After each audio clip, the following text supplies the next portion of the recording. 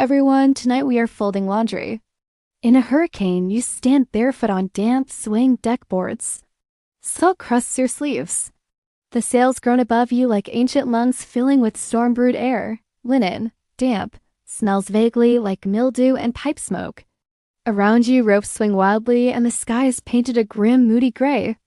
The wind is not quite screaming yet, but it's clearing its throat, and still, someone hands you a shirt. But somehow, through all that, they still had to fold socks. You're about to see why. Because tonight, you're aboard an 18th century ship, and laundry doesn't wait for fair weather. You probably won't survive this. That's not a threat. That's just historical math. 18th century sailors faced starvation, scurvy, enemy fire, and the occasional hurricane. So before you get comfortable, take a moment to like the video and subscribe, but only if you really like what I do here. You pass barrels tied with tarred rope, hammocks rolled up like sea cigars, and a weathered sailor who mutters something about Neptune's toenails. That was proof, however minor, that you hadn't completely given up. That, despite the screaming wind, the rats, and the fact that you shared a bed with 4 other men, you still had a sliver of dignity tucked in your pocket. And don't forget to comment with your location and your local time. I love seeing who is falling asleep from where. It's the captain's breeches, he says, then leans in close. Treat him with respect. The ship lurches, and you grab a rope just in time to keep yourself from sliding into a barrel of pickled herring. A nearby sailor cackles. They've seen battle. Now turn off the lights, maybe turn on the fan for some soft background music, and let's enjoy our evening ride together. You shuffle along the slick deck planks, the ship rocking in that gentle but threatening way it does right before a storm decides it's going to throw a tantrum. And yet, there's a kind of reverence to it. You dip a cloth into a wooden tub and squeeze. The water runs cloudy with sweat and sea. You find a shirt labeled with faint embroidery, JP. A quick glance around confirms that JP is probably the guy snoring in a hammock above, one sock still dangling from his foot like a white flag. The same tune he hums while swabbing the deck, while climbing the rigging, while dreaming probably. It's a lullaby. But here, it's also a metronome for muscle memory. Scrub, rinse, fold, scrub, rinse, fold.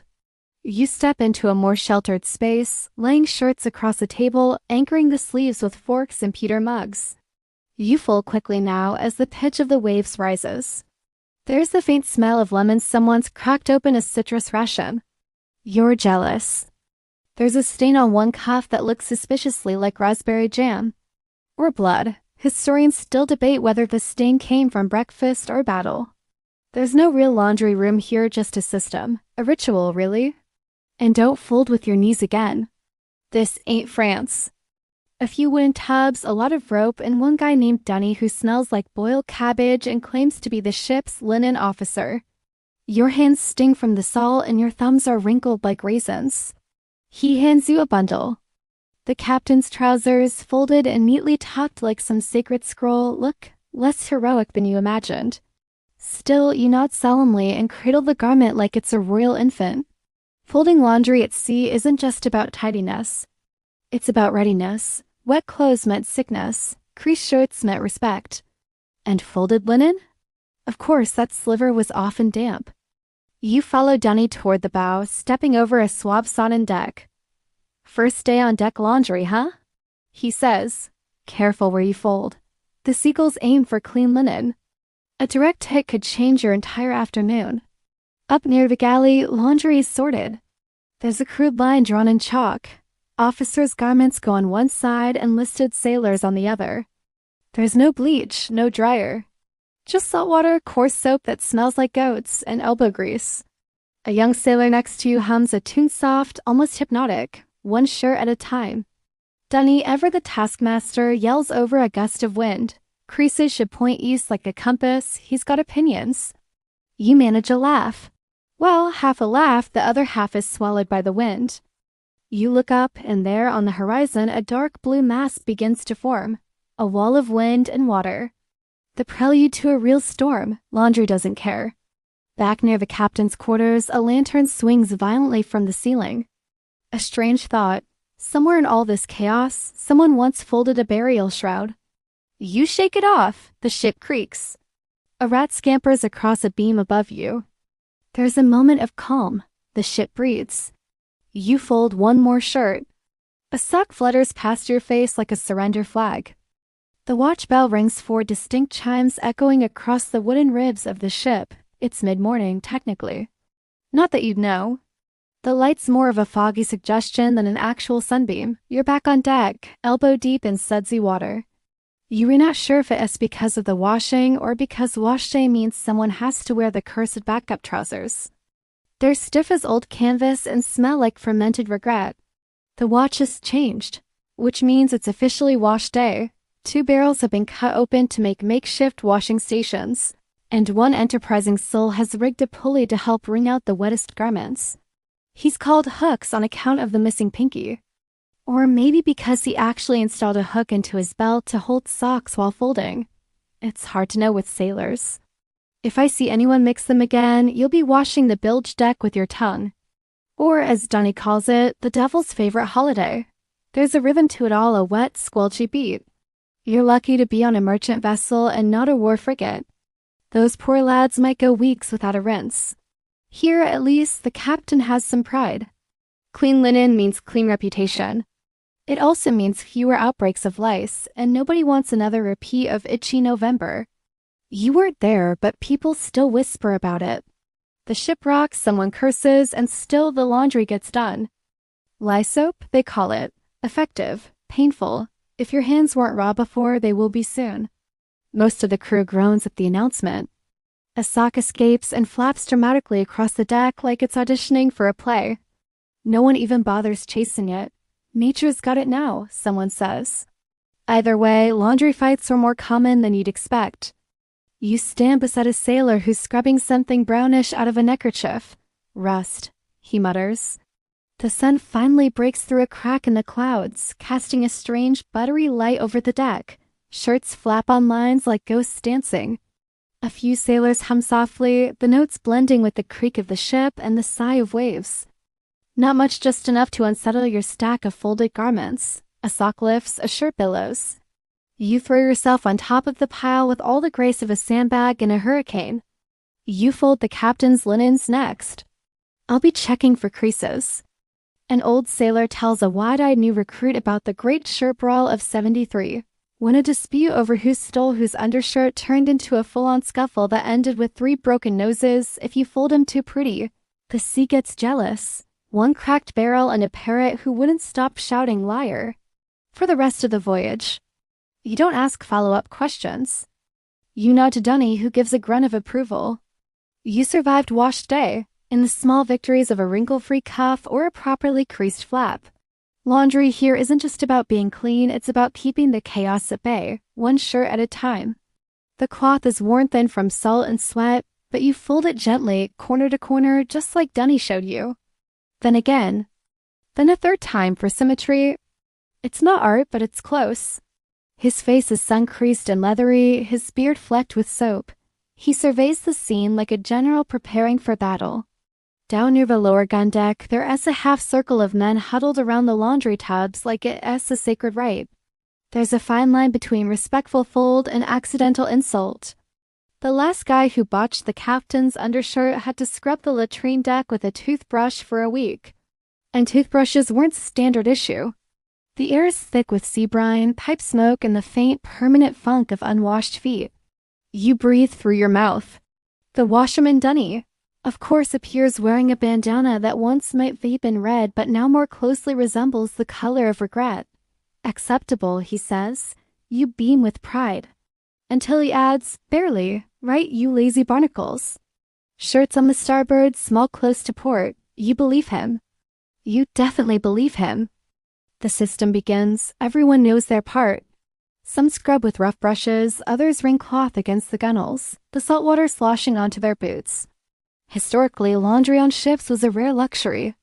You reach for a bar of soap that looks and smells like it was forged in a volcano. Someone knocks over a bucket. As you settle into the routine scrub, slap, rinse, curse, you overhear a story. Historians still debate whether the shirt was actually stolen or just poorly folded and mistaken. You try not to fold too carefully now, just in case.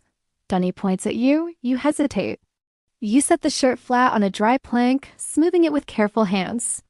A slow nod from Dunny. Still, acceptable is practically a standing ovation around here. You take a moment to look around.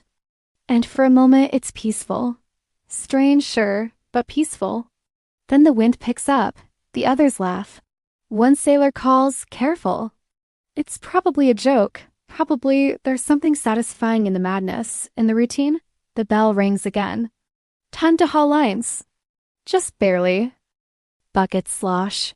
Feet slip. Voices rise and echo in the cramped space between decks where the laundry stations have somehow gone even wetter. Welcome to Bilgewater Hour. You're standing ankle deep in a thin film of seawater, sweat, and maybe soup. Hard to say. The buckets used for rinsing are overflowing, and someone just spilled an entire load of what looked like breeches into the gray mess below. It's less doing laundry now and more participating in a damp, unsanctioned obstacle course. Dunny appears, arms crossed, eye twitching. Whose job was it to watch the buckets? Silence. The wind catches his stray sock and flings it across the railing. It's gone. You swear you hear someone scream in mourning. Then a finger slowly points. At you. And one particularly aggressive parrot who keeps shouting, "Drop it," like a tiny angry quartermaster. Of course, not just any shirt of prized white linen pressed earlier this morning and hung near the forecastle. One claims he folded it perfectly. The other says it's his shirt and the fold was trash. There's shoving, soap flies. Someone gets slapped with a pair of damp trousers. Supposedly, 2 midshipmen got into it over a shared sock drawer, and the scuffle distracted the topmen during a maneuver. Boom mast down, laundry floating, and all because someone couldn't wait their turn at the folding crate. You're immediately put on rinse patrol, which means hauling sloshing buckets of already filthy water to the scuppers and chucking it overboard, all while dodging elbows. Slipping sailors from Port Collin, Lisbon, don't ask how it got there.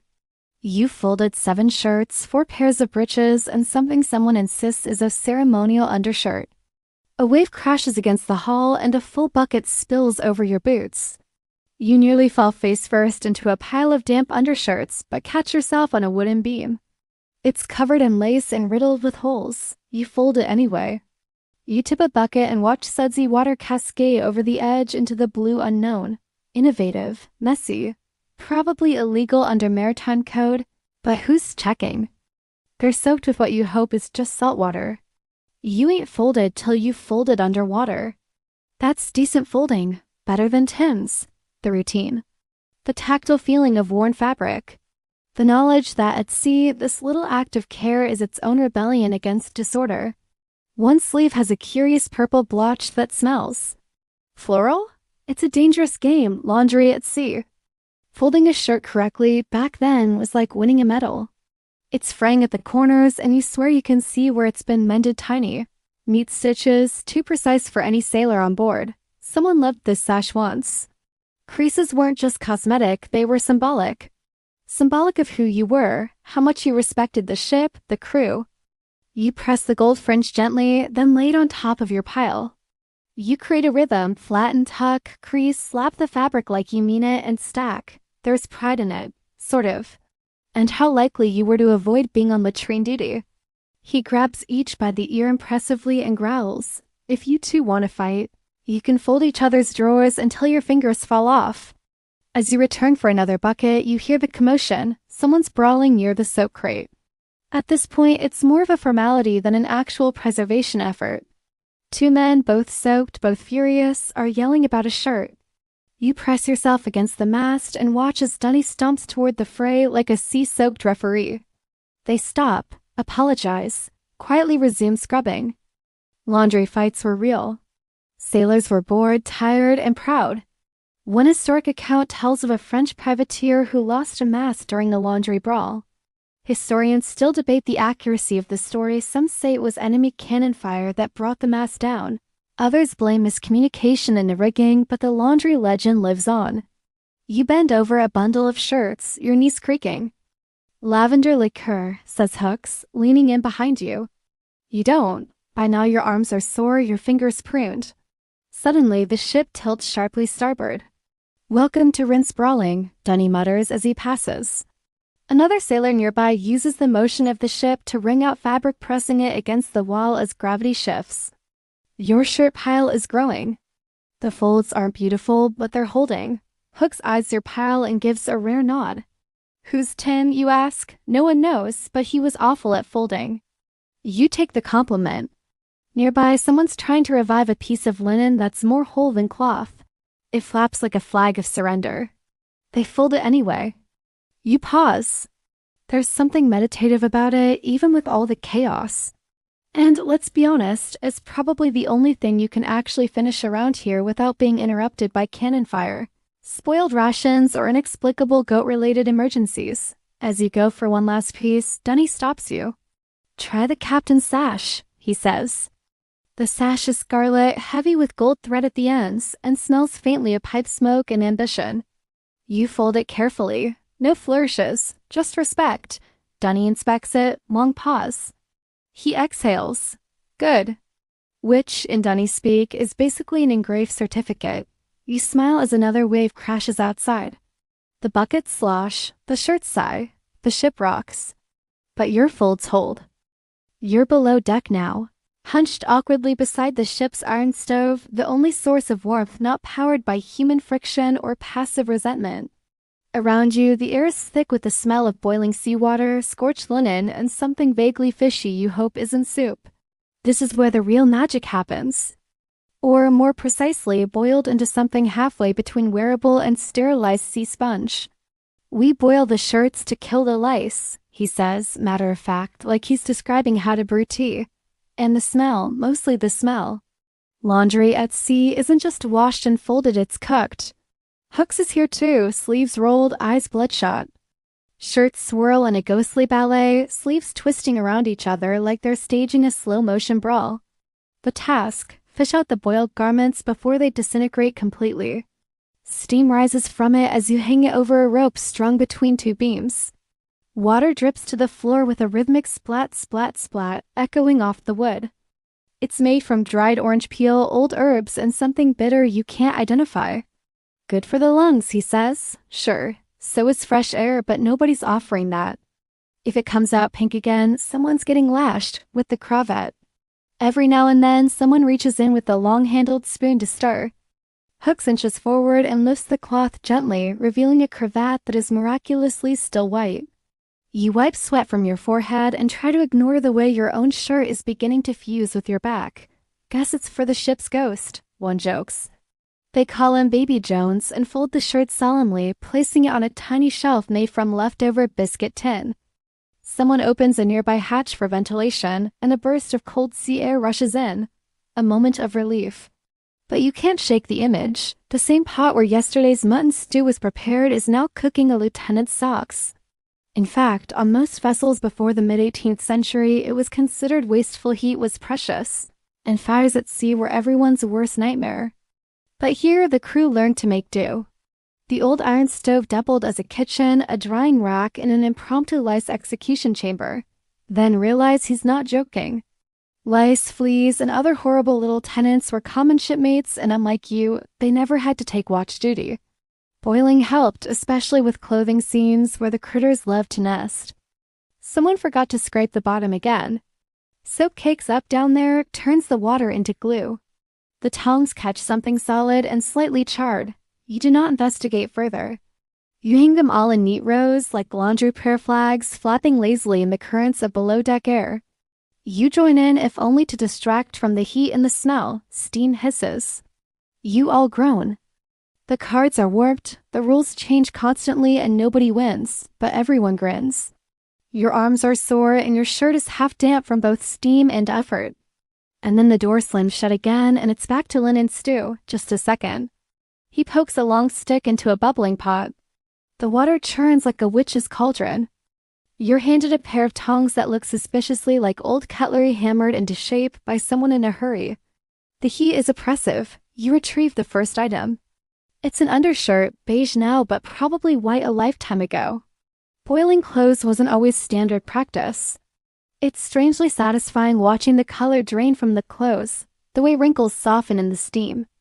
Multitasking at its finest. Hooks offers you a small cup of tea, probably to keep you from fainting. You accept, sip, and immediately regret it. A shout from behind. Dunny. The captain's cravats in the pot. You all freeze. There's a collective tense glance at the pot. Everyone exhales like they've just dodged a cannonball.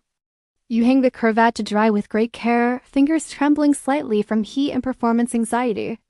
Across the room, a group of younger sailors are laughing over a shirt that has somehow shrunk to the size of a toddler's tunic. There's not much else to do while the laundry boils. So someone brings out a deck of hand-carved cards and starts a game of slapjack. A shirt bursts a seam in the pot. Hooks pulls it out carefully. That was Jenkins's. He'll cry. Historically, boiling laundry at sea was one of the few reliable ways to prevent disease. Still, it wasn't foolproof. Historians still debate whether the boiling method was more about hygiene or just an excuse to avoid wearing the same trousers for 30 straight days. You glance at your own shirt and wonder when it'll get its turn in the pot. One sailor tosses in a pair of socks with a flourish, muttering something about letting the demons out. You laugh. The stove gives a violent pop. Everyone jumps. Hook sighs. You scrape. Eventually, the clothes come out softer, brighter, steaming like hot towels in an upscale spa, if upscale spas also smelled like wet rope and sardine oil, and then calm. The boiling's done for now, the stove cools. You sit, exhausted, back against a crate of salted fish. Hook settles beside you. He picks at a hangnail and mutters, "You folded decent yesterday." "Thanks," you reply. He nods, then adds, "Better than Jenkins." "But don't let it go to your head." You smile. The ship rocks gently, as if trying to soothe the room. A final shirt drips in the corner, steam curling around it like mist. You close your eyes for just a second. You jolt awake to the thunderous thump of something heavy hitting the deck above you. Judging by the cursing and the unmistakable screech of a startled gull, someone's laundry just escaped into the wind. Again, the sun's finally broken through, painting the deck in soft gold, but the wind hasn't taken the hint. It howls steadily across the open sea, tugging at your hair, your collar, and most critically, your carefully folded piles. You're summoned topside Dunny's voice booming down the ladder like a cannon blast. "If you fold like that again, I'll have you wearing sails next." The instructions? Creases sharp as a cutlass. You kneel over the first shirt and press it flat, only for a sudden gust to flip the sleeve directly into your face like a tiny slap from Poseidon himself. Dunny grins, knowing full well that the phrase is impossible nonsense. You scramble up, eyes still adjusting to the light. But folding aboard a moving vessel in shifting wind with no table and your only anchor being your own human limbs? That's advanced level nonsense. Time to try again. A good fold was like a sailor's signature, your personal brand. And poorly folded laundry? You flinch. The corner flutters back open like a stubborn book refusing to stay closed. That'll be 30 lashes if you crease that sleeve inside out. That was just an insult to the cloth, the crew, and maritime civilization as a whole. You're handed a stack of shirts to fold clean, dry, blessedly warm from their time in the sun, and a corner of the quarterdeck to do it on. Instead of resisting the motion of the ship, you start folding with it, moving your hands in rhythm with the sway. Improvisation, that's how we beat the French. A direct hit would ruin the entire morning and possibly trigger another folding-related altercation. There are unspoken rules about rewashing, and none of them are kind. You wedge a pair of breeches between your boots so they don't take flight. You tuck socks under your armpit like bizarre Arctic birds while your hands are busy with a shirt. It's not elegant, but the results are surprisingly tidy. The deck tilts with the sea's mood. He lifts the corner, grunts, sets it down again. A 6 in hurricane wind might as well be a medal. You try again, this time anchoring the hem with your knee while your elbows do the rest. It's like wrestling a small, aggressive octopus. Someone nearby chuckles. First storm fold. You nod, teeth clenched, arms already aching. Welcome to the art of despair. Priorities are flexible here. You unfold a shirt carefully now and refold it tighter, neater. The folds aren't crisp, but they're compact, safe, storm-resistant, which, at this point, is a pretty high bar. You give chase, dodging barrels, sliding across wet planks, and narrowly avoiding being tripped by the ship's dog, who's just trying to nap. You dive, literally dive, and catch the shirt midair before it flutters overboard. Others describe elaborate routines involving boots, elbows, and what one source simply called the prayer position. No one agrees on the best technique. Folding laundry on a stationary surface is easy. Even folding in a light breeze has its charm, wind-powered drying and all that. Your hands are sore. Your shirt is soaked, but your stack? Still, it's expected. Not art, but proof that you tried. It meant discipline, pride, a shred of sanity in a floating barrel of madness. Folding, even during squalls, wasn't negotiable on many ships, especially under captains who demanded presentation and order. You press another shirt flat and begin folding inch by inch. The ship lurches. The wind has grown teeth. Rain nips at the horizon. Another squall is coming. A passing midshipman kicks a mug across the deck. He's joking. Probably, you hope, you change tactics. Get that laundry inside. Fold it like your mother's honor depends on it. Someone offers you half a biscuit in admiration. You take it. It tastes like it expired in 1692. Still, you get creative. You use a cannonball to weigh down a sleeve. A nearby sailor nods with respect. You're not sure that's historically accurate, but you appreciate the support. A gull squawks overhead and you instinctively shield the folded garments. As you finish one particularly defiant undershirt, Dunny strides over and inspects your work. No starch, no folding board, no flat surface. I'll give it a 6. Out of 10? Out of 15? He smirks. You sigh, but there's a sense of victory in it. Suddenly, a shirt catches a gust and takes off across the deck like a linen gull. You land flat on your back, shirt clutched to your chest. The crew cheers. As you sit back up, panting, you finally notice the ship is now heaving a bit more violently than before. Dunny's already barking orders. Tie off the lines. You grab your stack half-finished, winkled, a little damp, and head below deck just as the rain begins to spit.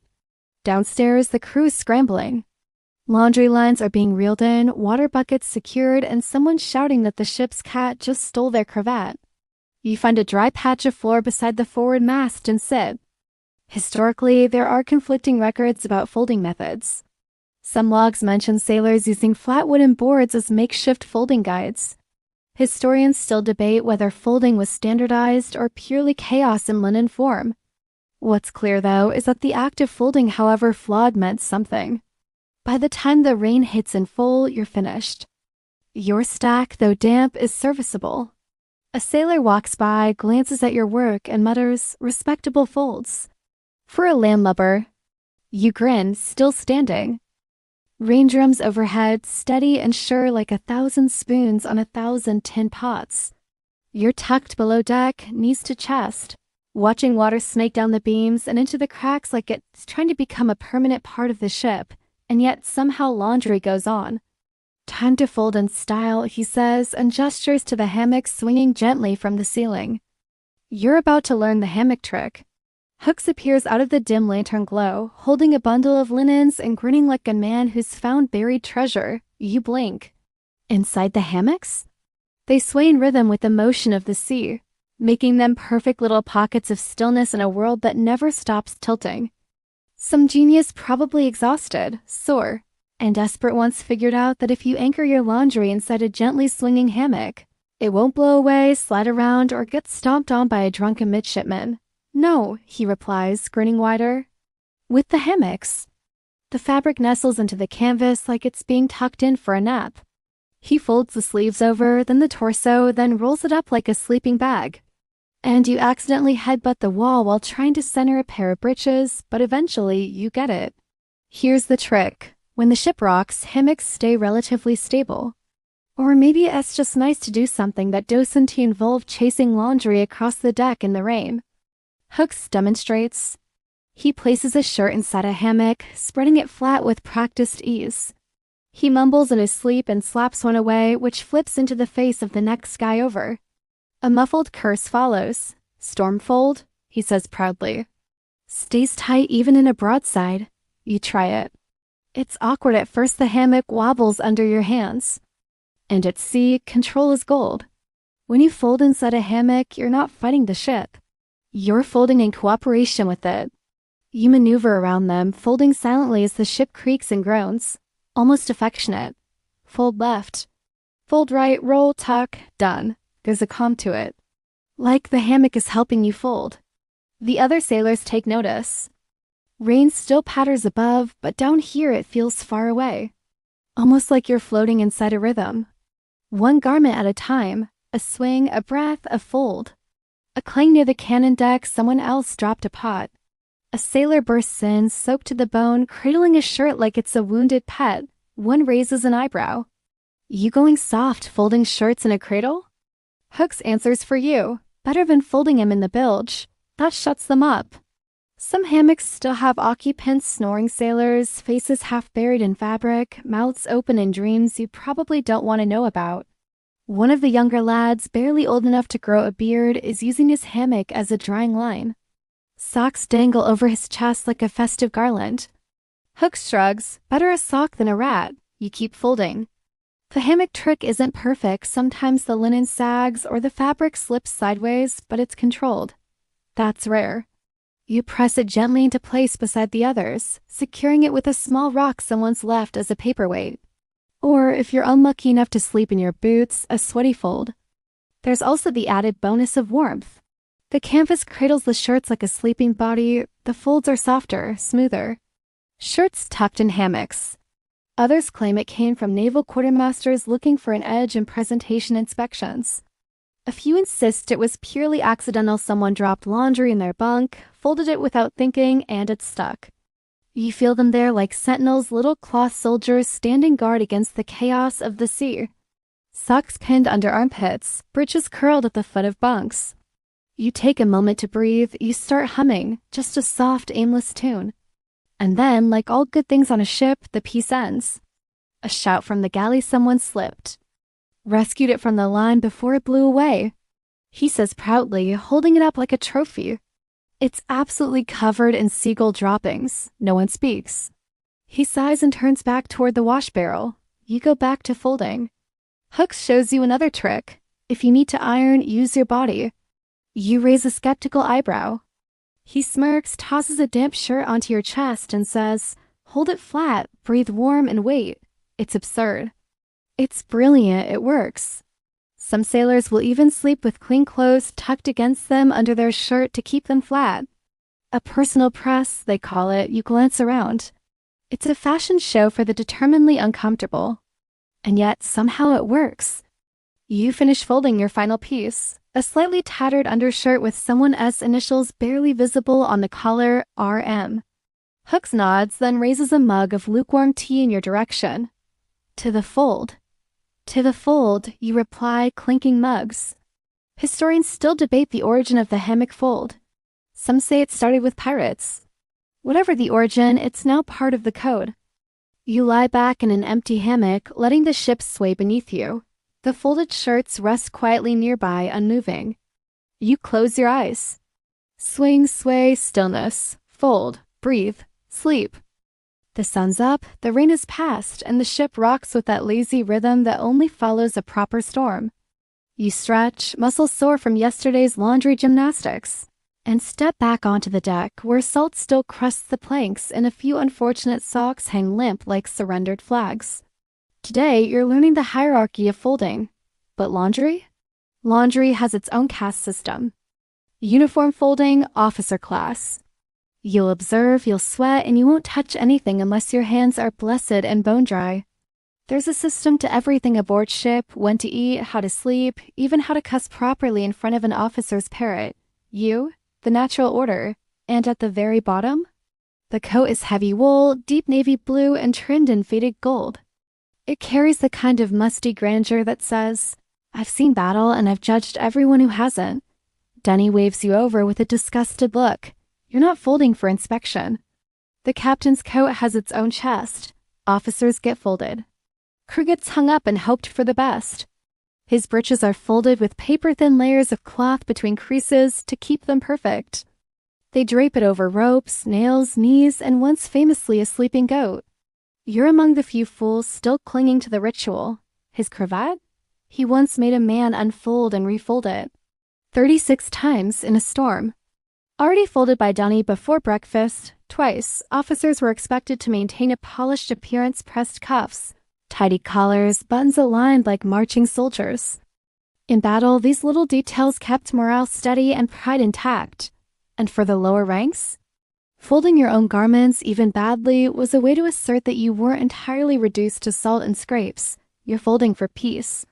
When he's done, the coat looks like it was born folded. You stand to the side while he unfolds the lieutenant's frock coat like it's a holy relic.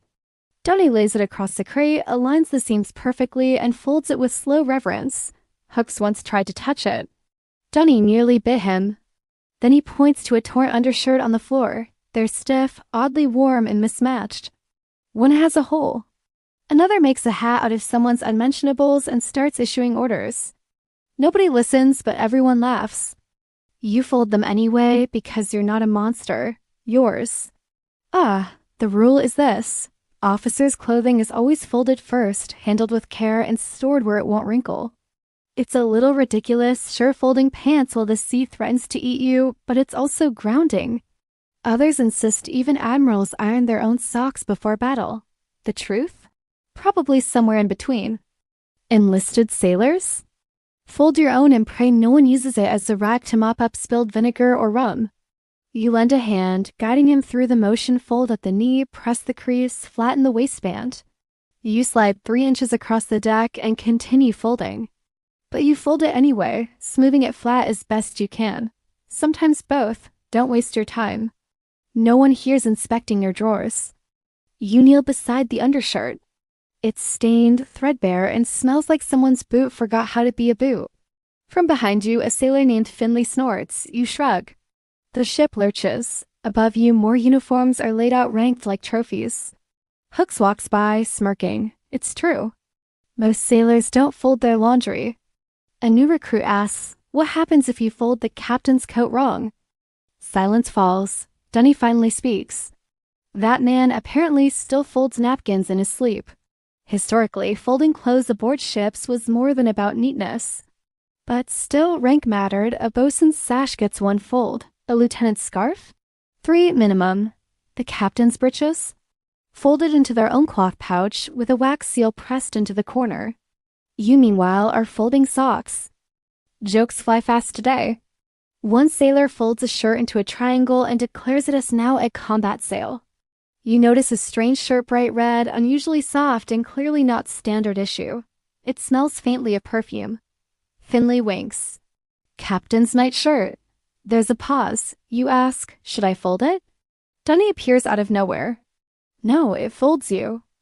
You're not entirely sure what that means, but you back away respectfully. Across the deck, a cabin boy struggles with a pair of trousers bigger than he is. He grins. Like this?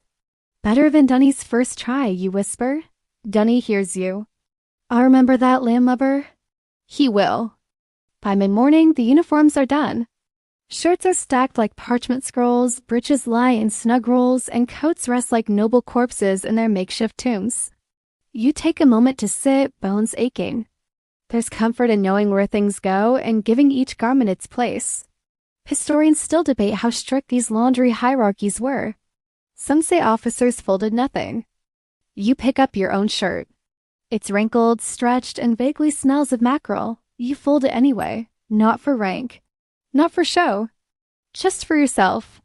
It's mid-afternoon now, the sun slanting just enough to give the sea a molten sheen, and the scent of boiled beans wafts lazily from the galley, a smell both comforting and vaguely alarming. Your fingers are cracked from salt and cloth. Your back protests every bend and lift. But you're not done yet. And worse, they are massive, heavy wool rectangles of doom. And the ship expects them folded perfectly square, crisp at the corners, and flat as a captain's ego. His name is Mr. Eddington, and he takes blankets very seriously. Legend says he once docked a man a week's rum for a lopsided fold. Today is the worst day in a sailor's folding life, blanket inspection. Blankets at sea are neither luxurious nor clean. They're coarse, damp, and smell like a sheep had a long emotional breakdown in them. You find your station on the quarterdeck, where an officer with unusually well-trimmed eyebrows stands with a clipboard and a sneer. Creases should be exact, he says, voice pinched like his nose is offended by your very existence. Corners should match like they're in courtship. Why? No one knows. Possibly a ship's carpenter got bored. Looks like you're trying to strangle a sea monster. Possibly someone trimmed a corner off to make a pirate flag. You adjust. Refold, crouch, recrease. You flap the wool into the air like a bullfighter with seasonal depression, then let it drop across the deck in a soft thwomp. You manage not to roll your eyes. But it's tidy, firm, and resembles a square rather than a tragic parallelogram. He prods the blanket with his polished boot, pauses, nods once. A victory. The process starts simple: shake out the blanket, which is harder than it sounds when they're as a breeze and you rebuilt like a breadstick. Some sailors use a buddy system: one holds, the other folds. You've got elbows in spite. Next step, fold it lengthwise, but the edges don't line up. One side is longer. You suppress the urge to do a cartwheel. I am scared of the wool. Each one gets judged. Some pass, some do not. One poor soul is folded his inside out, revealing a mysterious patch stitched with the word help. He gets a glare and a muttered, refold and rethink your life. Dunny wanders past, snorting. Others hint that folding gave sailors something, anything to control. A small rebellion of tidiness against the chaos of open sea. You respond with a silent glare. Folding blankets requires a special technique. Anchor one corner under your knee, stretch it tight, then fold with both arms like you're wrestling a lazy bear. It stays folded even when everything else won't. It's Thursday. You know, he says, I've never once folded a blanket right. Always get that lump in the middle. A decent blanket meant you might actually get some sleep during freezing night watches. Folded properly, it could even serve as extra padding against the hard wooden planks of your bunk. Some sailors would secretly double theirs over, using it as a makeshift pillow, though doing so without permission could earn you a sharp word and a dull punishment. Bad luck. Something about Neptune watching. Or maybe it's just because Friday was fish stew day and no one wanted to fold with fish hands.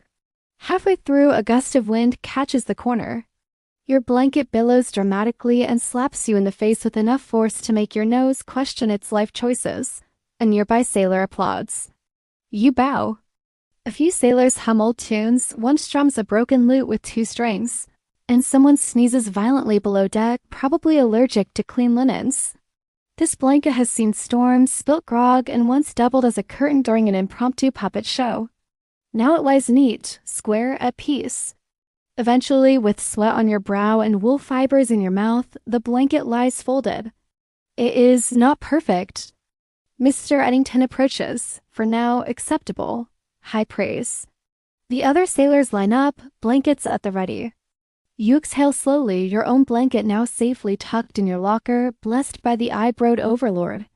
Historically, naval blankets were issued sparingly and treated like gold. Hook sidles over, blanket draped around his shoulders like a cape. You point out that's because he folds like he's scared of the wool. He shrugs. He tells you about his superstition. Never fold your blanket on a Friday. You glance around. You're safe. Later, in the quiet hour before dinner, you sit with your folded blanket beside you. You find yourself absent-mindedly smoothing the folds, tracing the creases. It's strange. Historians still debate whether blanket folding was a matter of discipline or sheer boredom. Some diaries suggest strict military enforcement. You lean back, hands behind your head, staring up at the clouds. There's something honest about folding blankets. It's not glamorous. It won't win medals. But it's solid. And tonight, when you curl up in your bunk, your feet warm and your nose just peeking out into the cold air, you'll sleep a little easier knowing your blanket isn't just a wool rectangle. It's a tiny piece of order. The morning air bites sharp today, cooler than it has any right to be. You blink up at a sky streaked pink and silver, and a seagull squawks past you like it forgot where it was going. The ship rolls gently beneath your feet, and somewhere below deck, someone coughs like their lungs are trying to escape. Today, you're headed to the sick bay. Not for treatment yet, but to help with what the crew politely calls sanitary laundering. Unpolitely, it means scrubbing things that have absorbed more body fluids than any piece of cloth should ever have to. The sick bay is quiet now, no emergency amputations, no screaming. Just the low hum of sailors avoiding eye contact with stained linens. Dunny claps a hand on your shoulder. Congratulations. You've been promoted to surgeon's laundry assistant. It's voluntary. And mandatory. You're not even sure if that sentence is legal. You follow him into the belly of the ship, where the light dims and everything smells like vinegar and unspoken trauma. Laid out on a table are piles of cloth. Bloody bandages, yellowed rags, shirts with mysterious streaks, and at least one sock that somehow appears haunted. Your job? Wash them, carefully, because these aren't regular laundry items. These are the fabrics that have been through war, through fever, through sailor food. Step 1. Separate what can be saved from what must be burned. You hold up a bandage that's more iron oxide than cotton. Dunny shakes his head. That one's done. Straight to the incineration barrel. They didn't know about germs, but they knew dirty linens led to more people dying, so they scrub it. They soak things in vinegar. A sleeve once stiff with pus now hangs soft and clean. His fingers are red and raw. He glances over and mutters, "We're saving the ship one square at a time." There is a strange kind of beauty in restoring these things, like convincing the cloth to forget what it has seen. They hung rags in sunlit areas, hoping light would do what their medicine couldn't. Inside, a collection of folded cloths. And a perfectly wrapped lemon slice. Dunny raises an eyebrow. You toss it and it hits the flame with a hiss and a puff of red smoke. No pomp, just hands working, water sloshing, and the occasional sarcastic hymn. Someone starts singing a slow sea shanty about laundry. They used to tuck citrus in with the linens. Thought it kept them fresh. The chorus rhymes soap with elope. No one asks questions. Just sweat and wear and memory. The kind someone might have done for their own sister or mother or shipmate. A nearby crewman makes the sign of the cross. You do too, just in case. The linens, now hanging in rows like ghostly sails, flutter in a gentle draft. You folded the unfathomable, and you live to tell the tale. They're not perfect. Some still bear scars, but they're clean. Or close enough. Historical fact. Surgeons aboard 18th century ships were often obsessed with cleanliness, relatively speaking. You set to work soaking a shirt in salt water mixed with vinegar. The fumes singe your nose hairs and your hopes. Others believe they were the first real steps toward modern hygiene at sea. Either way, those vinegar baths and endless scrubs did something. Even if it was just keeping the smell under control. You scrub with a stiff brush until your knuckles scream, then hang it to dry on a line that runs the length of the lower deck. Hooks appears out of nowhere, holding a pillowcase stained the color of regret. Your fingers sting, your back aches, but there's something satisfying about it all. You didn't save lives, but you might have made them a little more bearable. Should this be purple? He asks. You both look at it for a long time, then silently drop it into the burn barrel. Some items can't be cleaned, some shouldn't be. But others surprise you. A blood-stained towel scrubbed enough times comes out almost white. A young sailor named Bram sits near you, soaking a rag in soapy seawater. You smile, or sentencing it to smell like pickled death. Fair, there's a kind of camaraderie in the filth, no rank here. The odd detail of the day comes when you open a sealed cloth packet tied tight with twine and marked with a surgeon's symbol. Scurvy kit, he says, you nod, totally normal. As the hours pass, you notice a change. The air, once stifling and sour, softens. You take a break, sitting on an overturned barrel. Historians still debate how effective these sanitary efforts were. Some argue they were mostly symbolic, more for morale than medicine. You glance at the last item on the table, a headscarf. Soft, faded, no visible stains. You fold it gently, no tricks, no tight creases. Just a simple human fold. Then you lay it on the pile of clean cloth, ready to return to its owner, whoever they were. At the end of the day, you emerge from the sick bay bleary-eyed and lightly pickled in vinegar. The sun warms your face. The breeze tastes like salt and freedom. You survived. Just don't smell your hands. By now, your fingers have memorized the weave of every cloth they touch. You could fold in your sleep, which you've accidentally done twice this week, upright during mid-watch. But this morning, something's different. A chill in the wind, a heaviness in the sky. Storm's coming. And you, lucky soul, have just been assigned to deck laundry duty. That means hauling soaked linens topside, letting them air dry in conditions best suited for drowning rats, and pretending it's all going according to naval procedure. The phrase laundry in hurricanes sounds like a joke. It's not. A loose sock cartwheels off into the horizon. No one mourns it. You step out into the daylight, squinting as a gust slaps your face and whips your drying line sideways like it's trying to escape the mast. The sails are furled, the crew is tense, and you standing there trying to clip underwear to a rope with wooden pins that would rather yeet themselves into the Atlantic. Captain says they gotta be aired. He walks off before you can ask how exactly one airs something in a sideways rain. Rules are rules, the bosun grunts, handing you a bag of already drenched laundry. The wind winds through the rigging like a gossiping ant. Because it's ridiculous. Because there's something comforting in this ritual of pointlessness. You against the weather. You in your wet napkins. So you adapt. They twist violently in the wind like they're trying to dance their way to freedom. You let them.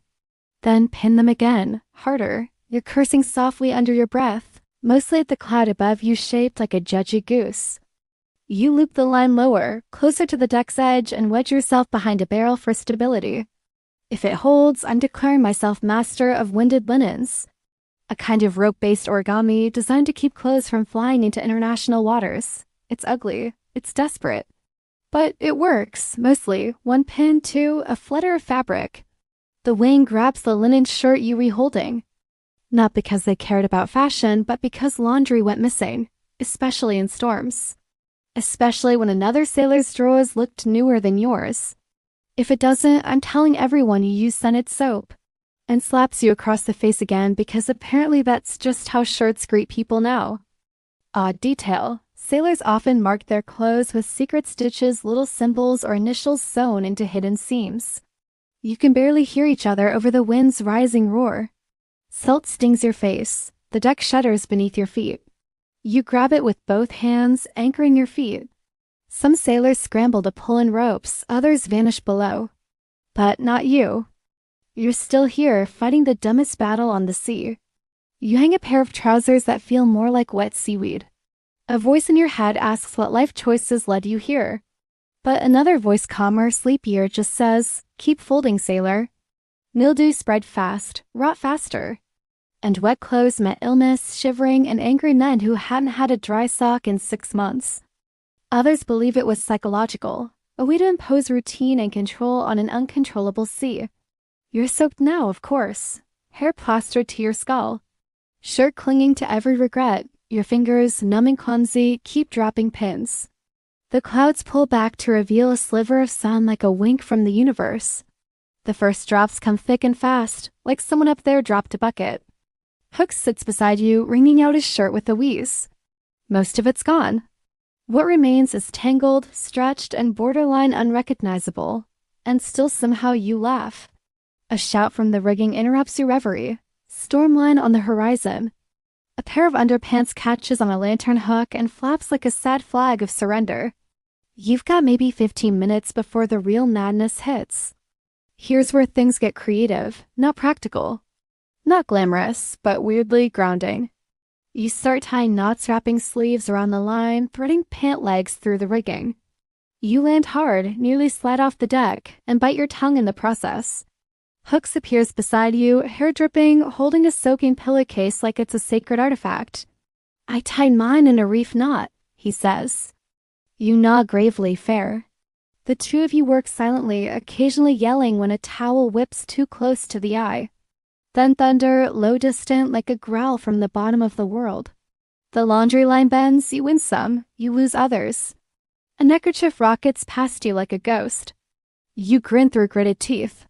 Historically, sailors were told to dry laundry on deck when possible, even in foul weather, because below-deck moisture was worse, so you stay. Eventually, the storm breaks overhead. Rain pelts down sideways. The line snaps at one end, and you dive full stomach flop to catch it. But you hold the rope. You hold the rope. Water streams past your face. Historians still debate whether laundry served any practical purpose during storms. Some think it was just busy work to keep idle hands from mutiny. You think it's both. Eventually, the worst passes. The storm doesn't rage, it sulks. And in its wake, the air turns gentle. The rain becomes drizzle, your laundry? But it's still there. You slump beside the mast, water pooling under your boots. That, he says, was the dumbest thing I've ever done. You nod. We should do it again tomorrow. He groans. You both laugh. Then silence. Just the sound of creaking timber, soft rain, and your heartbeat slowing back down to something human. Laundry in a hurricane?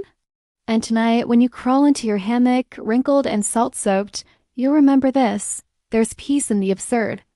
Sometimes the most heroic thing you can do is try to keep a sock dry. You wake up sore in places you didn't know could ache: behind your ears, beneath your toes, possibly in your spleen. Everything smells faintly like wet rope and vinegar. And you know exactly what today holds. Ironing. Yes, ironing. At sea. And desirable despite the ship tilting like it's tipsy and full of secrets. It sounds fake, but it's real. Somewhere on this wooden leviathan creaking across the Atlantic, someone has decided that pressing garments flat is both possible, ready to press the wrinkles of Neptune himself. He asks. They don't hold heat long, so you swap them constantly, one in use, one heating, one threatening to burn a hole through your hopes. You nod solemnly. Damp. Crumpled. Smells vaguely like soup and sadness.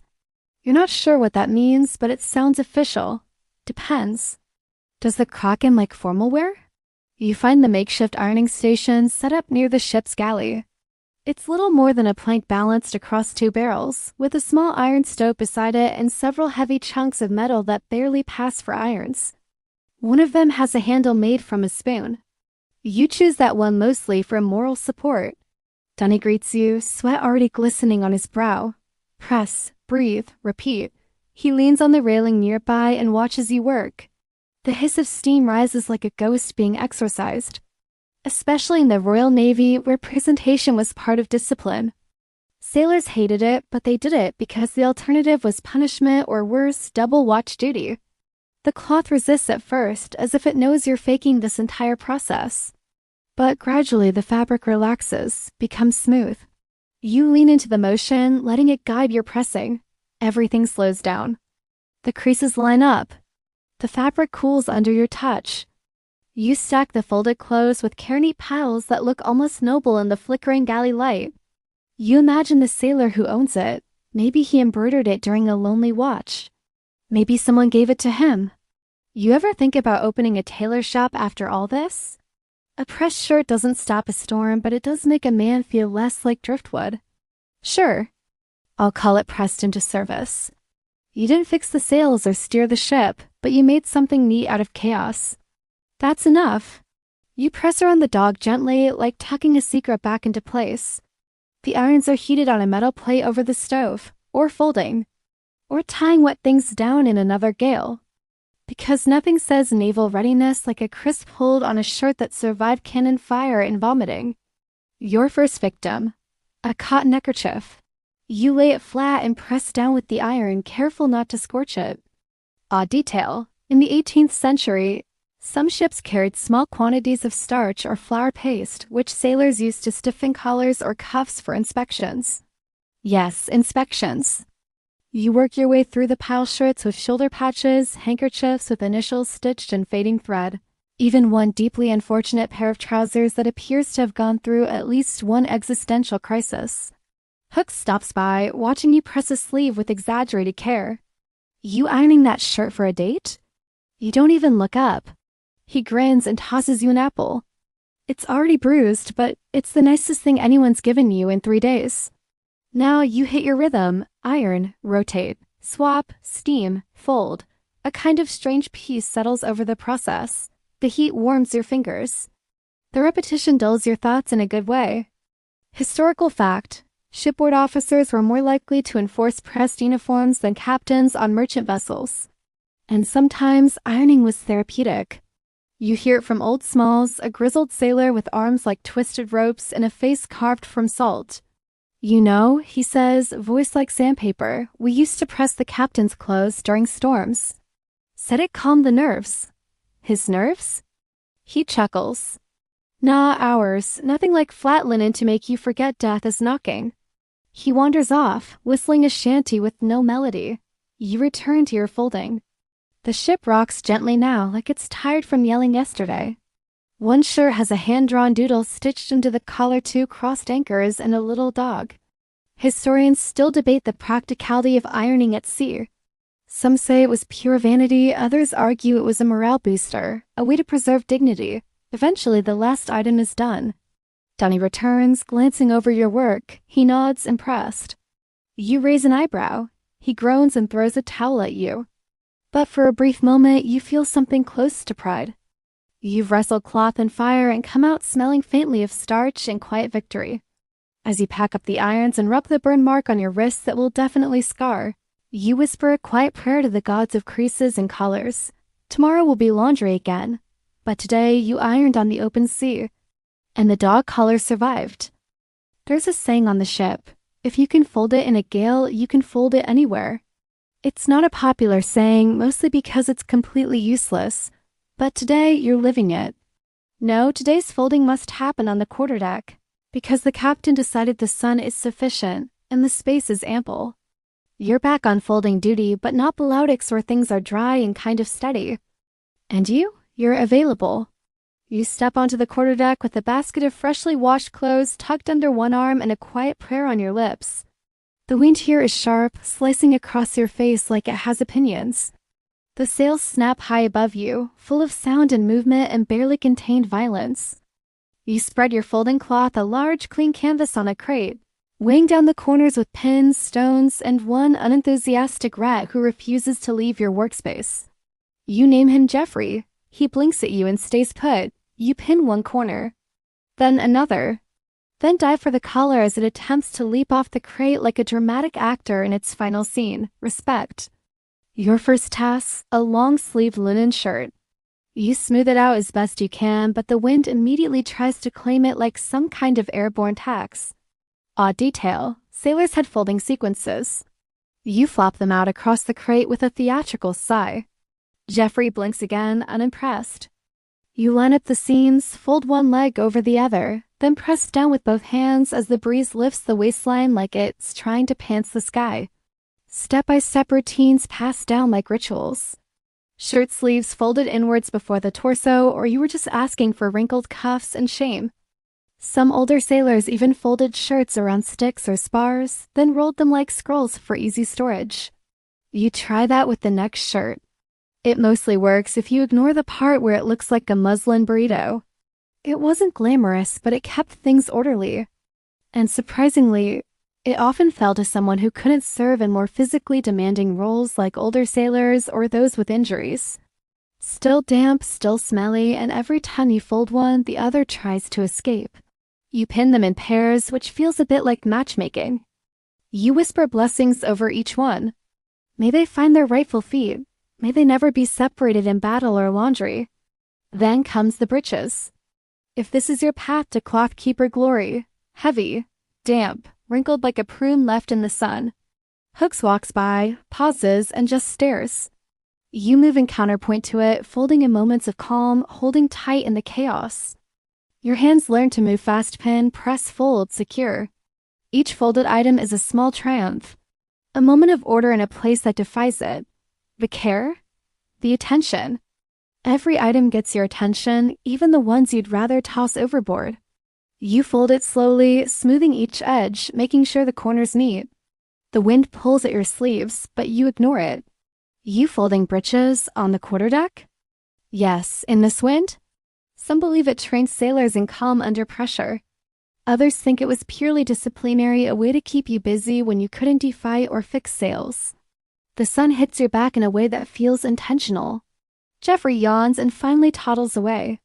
Yes, at least buy me dinner first, you mutter. For fun? Each piece carries your fingerprint, your frustration, your strange kind of pride. I lived to suffer. He nods thoughtfully and moves on. No further questions. Here is your historical fact. Some ships assigned a cloth keeper an actual role whose job was to oversee all laundry-related activities, including folding, drying, and tracking who owned what. Moments where you win a little victory, crease by crease. You wonder if you're being quietly tested. Personal chests were often locked not because sailors were worried about theft, but because privacy was rare. A chest was the one place that felt like yours. Next up, socks. Which is optimistic because there are less socks and more cotton ghosts. Then a gust takes one, lifts it into the air, and it's gone. Jeffrey watches it sail away, possibly considering a promotion. You sigh and refocus. There's a strange rhythm to it now. The wind becomes part of your routine. Joke 1. You try folding a nightshirt that smells like pickled fish and wonder aloud if this is how fancy ghosts dress. Joke 2. A sock flips directly into your face. Joke 3. You find a shirt so tattered you fold it once, sigh, then fold it again and declare now it's a handkerchief. Still, you press on. The folding gets neater, tighter. Despite the wind and the absurdity of your station, there's satisfaction in the stack growing beside you. Historically, folded clothes were stored in sea chests, tightly packed to reduce wrinkling and to conserve space. You look at your pile and feel that same ownership. Not of the clothes, necessarily, but of the process. The final item is a scarf, coarse wool, and deeply questionable in color. When you place it on top of the stack, something strange happens. Peace. Just for a second, the wind stops, and you breathe. Historians still debate whether folding laundry in wind was ceremonial, necessary, or just another layer of absurdity in naval life. But here now, it feels like a ritual. You pick up the folded stack carefully, balancing it like a tray of priceless glass. You descend the stairs from the quarterdeck like a monk carrying sacred laundry scrolls.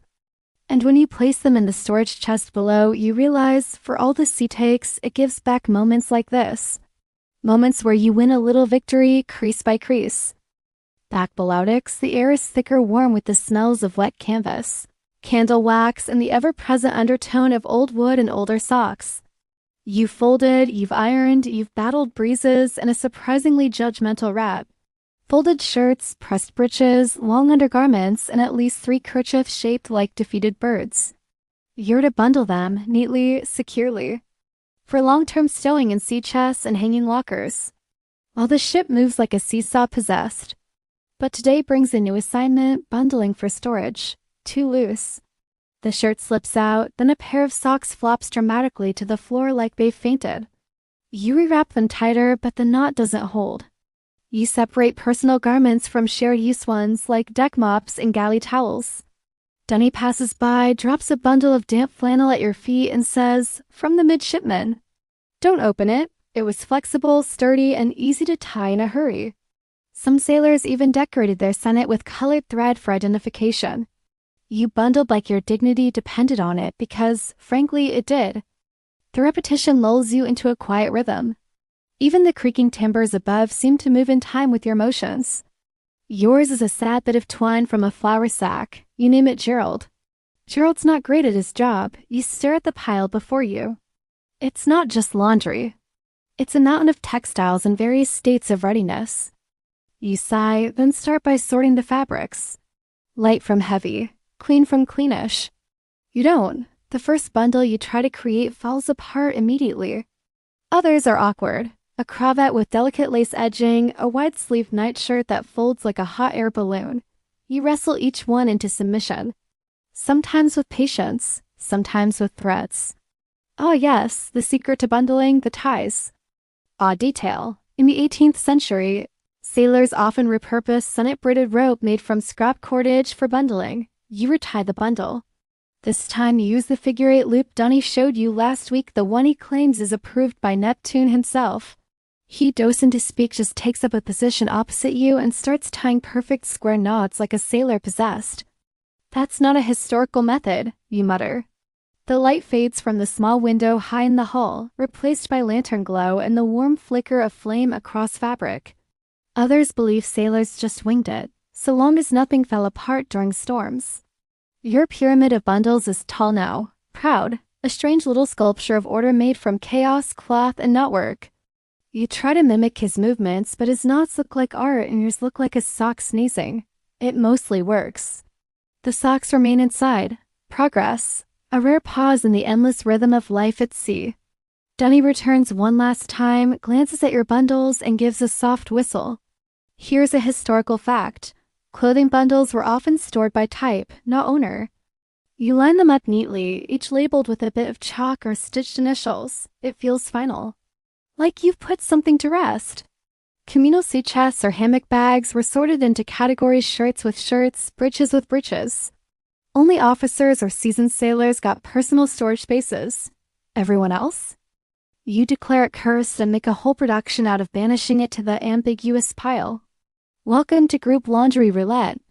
You reply, some of these socks have better personalities than people. That's why bundling mattered.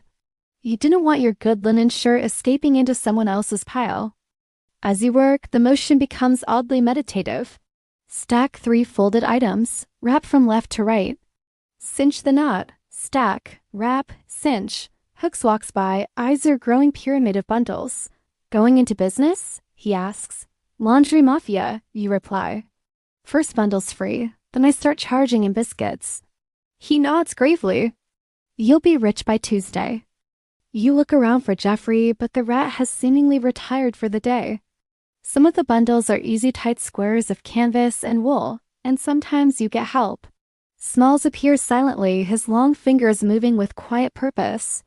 Still, he gives a small grunt of approval and leaves you one of his Senate ties. It's woven from black and red thread. Surprisingly elegant. Use it on your final bundle, a shirt that smells like pipe tobacco and secrets. The tie holds, barely. Joke 1. You find a neckerchief folded into a triangle that smells suspiciously like garlic.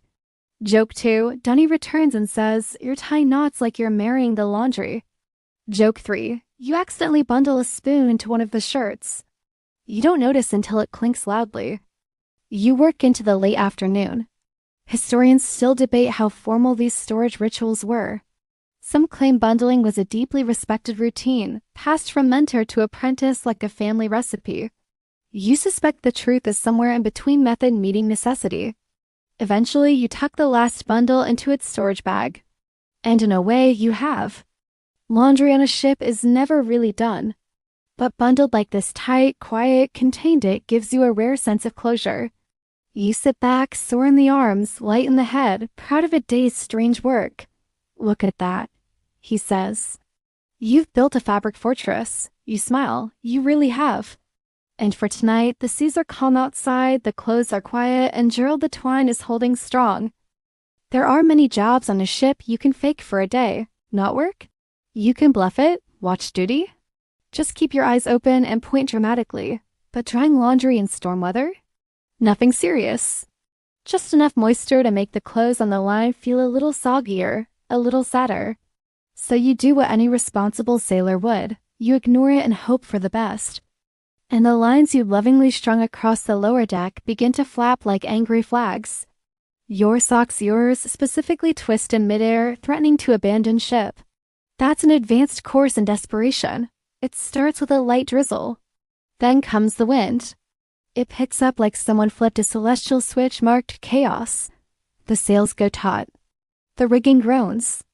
You spring into action, grabbing a clothesline just as a pair of drawers takes off toward the bow like a balloon at a birthday party. Others resorted to hanging items from the standing rigging, secured with sailcloth pins, hoping they wouldn't be stolen by the wind or by curious albatrosses. Your first thought is, this is fine. One of the midshipmen screams as a petticoat wraps around his head like a haunted scarf. A wave breaks across the starboard side, sending a cascade of seawater down into the lower deck where your backup laundry, your emergency laundry, was drying under the stairs. You try to wrangle it off. It slaps you too, out of spite. You unhook a pair of breeches from a rope line before they pull a block loose. They'd follow it up with a freshwater rinse if possible, but most ships rationed freshwater too tightly to allow that often. Meaning, storm laundry was never really clean, just less gross. You name it, Commander. Tuck undergarments behind a warm pipe near the galley. You immediately lose it. You catch a kerchief knitter with a flourish worthy of applause.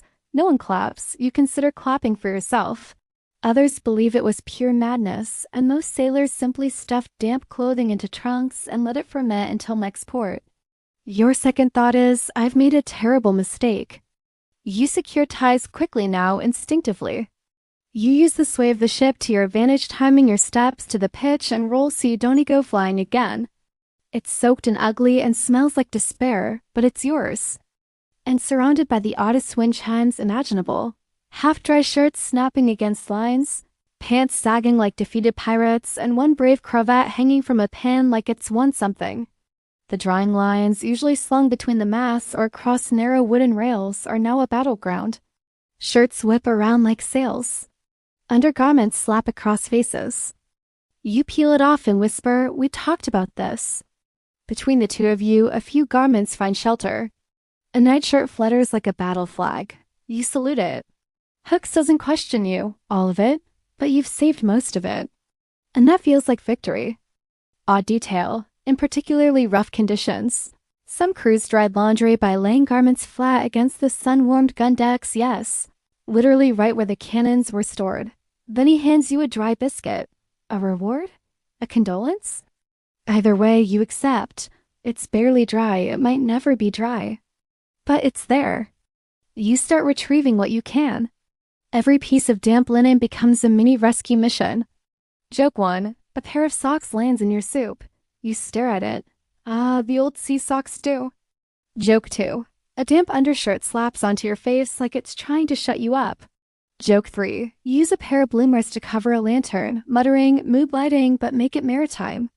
The skies open not with rain, but with insult. You run for it. The wave hits you square in the chest, and suddenly you're soaked, sledding across the boards like a soap bar in a sink. One sock remains miraculously dry. Here's your historical fact. Salt water wasn't ideal for washing, but in storm weather, sailors sometimes had to rinse clothes in seawater just to remove mildew. You wring out what you can and begin improvising. You secure shirts between barrels, tie breeches to your hammock ropes. Hook stops by, soaked from the waist down, his beard dripping. Laundry time? Laundry time, you say, wringing water from your sleeves. Storm thinks it's funny. It's hilarious. He helps you string another line, this one under a ledge that might just block the worst of the spray. Historians still debate whether drying laundry in storms was even worth the effort. Some say it was a show of discipline keeping routines, no matter the chaos. You're starting to side with Team Madness. But amid the madness, there's a rhythm again. You find a second wind, maybe literally, and even rescue a sock from the guttering edge of the railing. Eventually, the worst of the storm passes. The rain softens to drizzle again. The sea calms like a drunk finally sitting down. You step back, soaked, exhausted. You lean against the mast and smile. It's ridiculous. Smalls appears, gives your chaotic setup a long look, and says only, "Functional." You chew slowly, watching the wind tease the shirt flag above your head. And so are you. The sea is calm now, but your hands still tremble slightly, either from the cold, the work, or just the cosmic exhaustion that comes from chasing underwear in a storm. But there's no time to collapse dramatically onto a hammock. Today's task is something more subtle, more sacred. Laundry rituals and superstitions. You're back Belaudic, perched beside a crate of clothespins and folded shirts, when Dunny drops a battered pouch into your lap. It looks like it was whittled from the handle of someone's toothbrush. "For luck," he says, dead serious. Inside, a bundle of dried lavender, a coin wrapped in red thread, and a tiny carved fish. What am I supposed to do with this? You ask. "Keep it in your pocket while folding," Dunny says, "or everything goes sideways." You squint, like literally sideways? But they'd still knock 3 times on the mast before starting laundry, or refuse to wash clothes on a Friday, or insist that certain undergarments must never be hung facing the bow. Folded. Slowly, with the pouch in your pocket and a suspicious glance toward any sock that looks like it might rebel. You name it Bernard, lined, one sock falls off the bench. "That's a no," you say. It slaps you in the face. "Ghost confirmed," you declare, but maybe not properly blessed. "No," he says, worse. You'll drop all your socks. You ask if he has any folding rituals. He glances up. "Because one time I did it the other way and I fell down the stairs." He discovers it and grumbles, "I'd rather the suit protection." Yes, spitting in the bucket. A tiny act of defiance or respect, depending on who you ask. Was it about keeping discipline in disorder or simply giving meaning to the most thankless job on the ship? Some say both. Others argue that these behaviors bordered on cultish. You wonder now how many socks have been spiritually cursed. That's the thing about 18th century sailors. They might spend half the day elbow deep in salt water and ship tar. A reminder that no matter how chaotic the sea, there are still quiet corners of control. Socks that stay where you left them. Shirts that smell faintly of lemon and not despair. Odd detail. Some sailors believe that washing clothes in salt water without spitting in the bucket first would anger the sea spirits. Well, you feel just a little charmed yourself. You eye your laundry pile. Not out of whimsy though, sure there was plenty of that, but because clothes were among the few personal possessions they owned. You catch yourself patting it absently, like a charm. Somewhere a seagull screams, you whisper, "Not today, bird." A sailor's ditty you barely know, and you fold left to right. It doesn't go perfectly, but it feels smoother somehow. Like you're participating in something ancient and oddly precise. And somewhere behind you, someone sneezes violently into a pile of cravats. Not just a routine, but a rhythm passed down through years of superstition and soft chaos. One shirt might last across 3 voyages. A good wool jacket can mean the difference between frostbite and survival. Naming them made sense. So you start folding again carefully. Here's a historical fact. Sailors often gave names to their favorite garments. You look at your favorite shirt, the one with the patched elbow and the surprisingly artistic coffee stain. Joke 1. You pretend your socks are jury members and ask them to vote on whether or not they like to be clean today. Joke 2. You try hanging your least favorite shirt upside down to shake off the ghosts. Joke 3. You sneak a lucky pin into Hook's shirt, whispering, "May this protect you from both storms and soup spills." Back on deck, you find Smalls crouched beside the main mast, humming while folding a shirt with meditative grace. "I hum the same tune every time," he says, "and I fold from left to right. Never right to left." "Why?" He shrugs. "That seems fair. You try it." You hum a little. Historians still debate whether these rituals were born from necessity or boredom. You can't decide. But you do know this. When you fold Bernard, you tap his collar twice for luck. Your pocket pouch smells faintly of old soap and dried herbs now. You finish the day's folding under golden light. The ship creaks softly. The rigging clanks like wind chimes. Laundry may never be glamorous. But in these rituals, these small, ridiculous acts of intention, you find a sort of peace. And when you hang the final towel on its peg and give the mast a satisfied tap, well, you feel just a little charmed yourself. Your hands still smell like salt and old soap, but the sky's cleared. And there's something comforting in the way the breeze carries the scent of dry canvas and faint citrus. It's early evening now, the time when the decks are quieter. The light is golden and the shadows stretch long over coiled ropes and damp boots. And it's time for inspection. Not a naval inspection, mind you, not the official kind with brass buttons and stern faces. No, this is the crew's own version, far more terrifying. When boredom set in, sailors would invent routines and roles, turning chores into games or competitions. Some even awarded small privileges to the best folder, first scoop of stew, or the rare right to borrow the captain's private soap. Because nothing strikes fear into the heart of a sailor, like being called out by name for poor folding technique by someone with a nickname like Hatchet Annie. It begins subtly. A group forms near the main hatch. Hooks arrives first, arms crossed. Then Smalls, polishing his spectacles in a gesture that looks downright ominous, quietly, carefully, like you're not standing on a laundry gallows. Then Denny, carrying a tattered clipboard that might have once been a cutting board. Hooks grunts and gives you a subtle nod, the closest thing to affection he's ever shown a piece of fabric.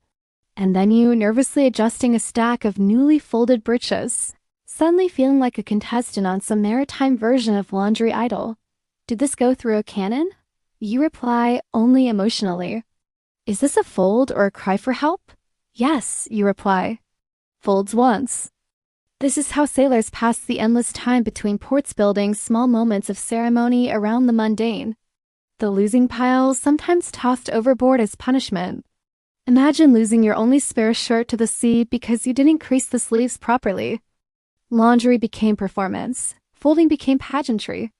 You never knew when your sock alignment might be judged with the same intensity as cannon loading drills. And Hooks is disqualified for folding everything into triangles like a lunatic. Then twice. Some argue they were psychological tools, small wins to balance out the relentless hardship. You pop a piece into your mouth and savor the sharp sweetness, surprised how something so small can feel like a celebration. Others believe they were simply born of deep boredom, desperate measures to break the monotony of life at sea. Shirts dance in slow motion, trousers bow politely.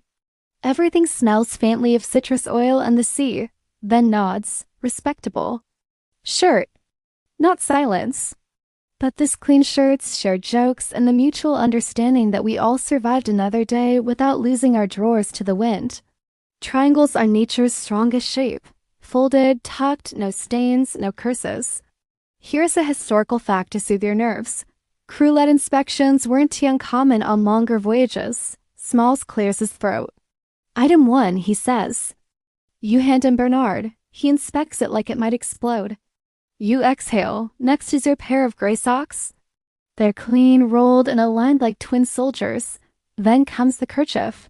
The one you used to swat flies during last week's stew incident. It smells faintly of onions and mutiny. Dunny takes a long sniff. Disqualified for emotional damage. The group laughs. Joke 1? I fold with heart, you say. Sometimes that heart smells like stew. Joke 2. Dunny holds up your towel, which is more whole than towel.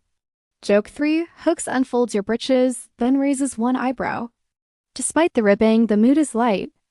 Odd detail. In some navies, particularly among the French and Spanish during the late 18th century, officers encouraged crew competitions for best laundry parcel, rewarding the winner with a tin of preserved fruit or extra rations.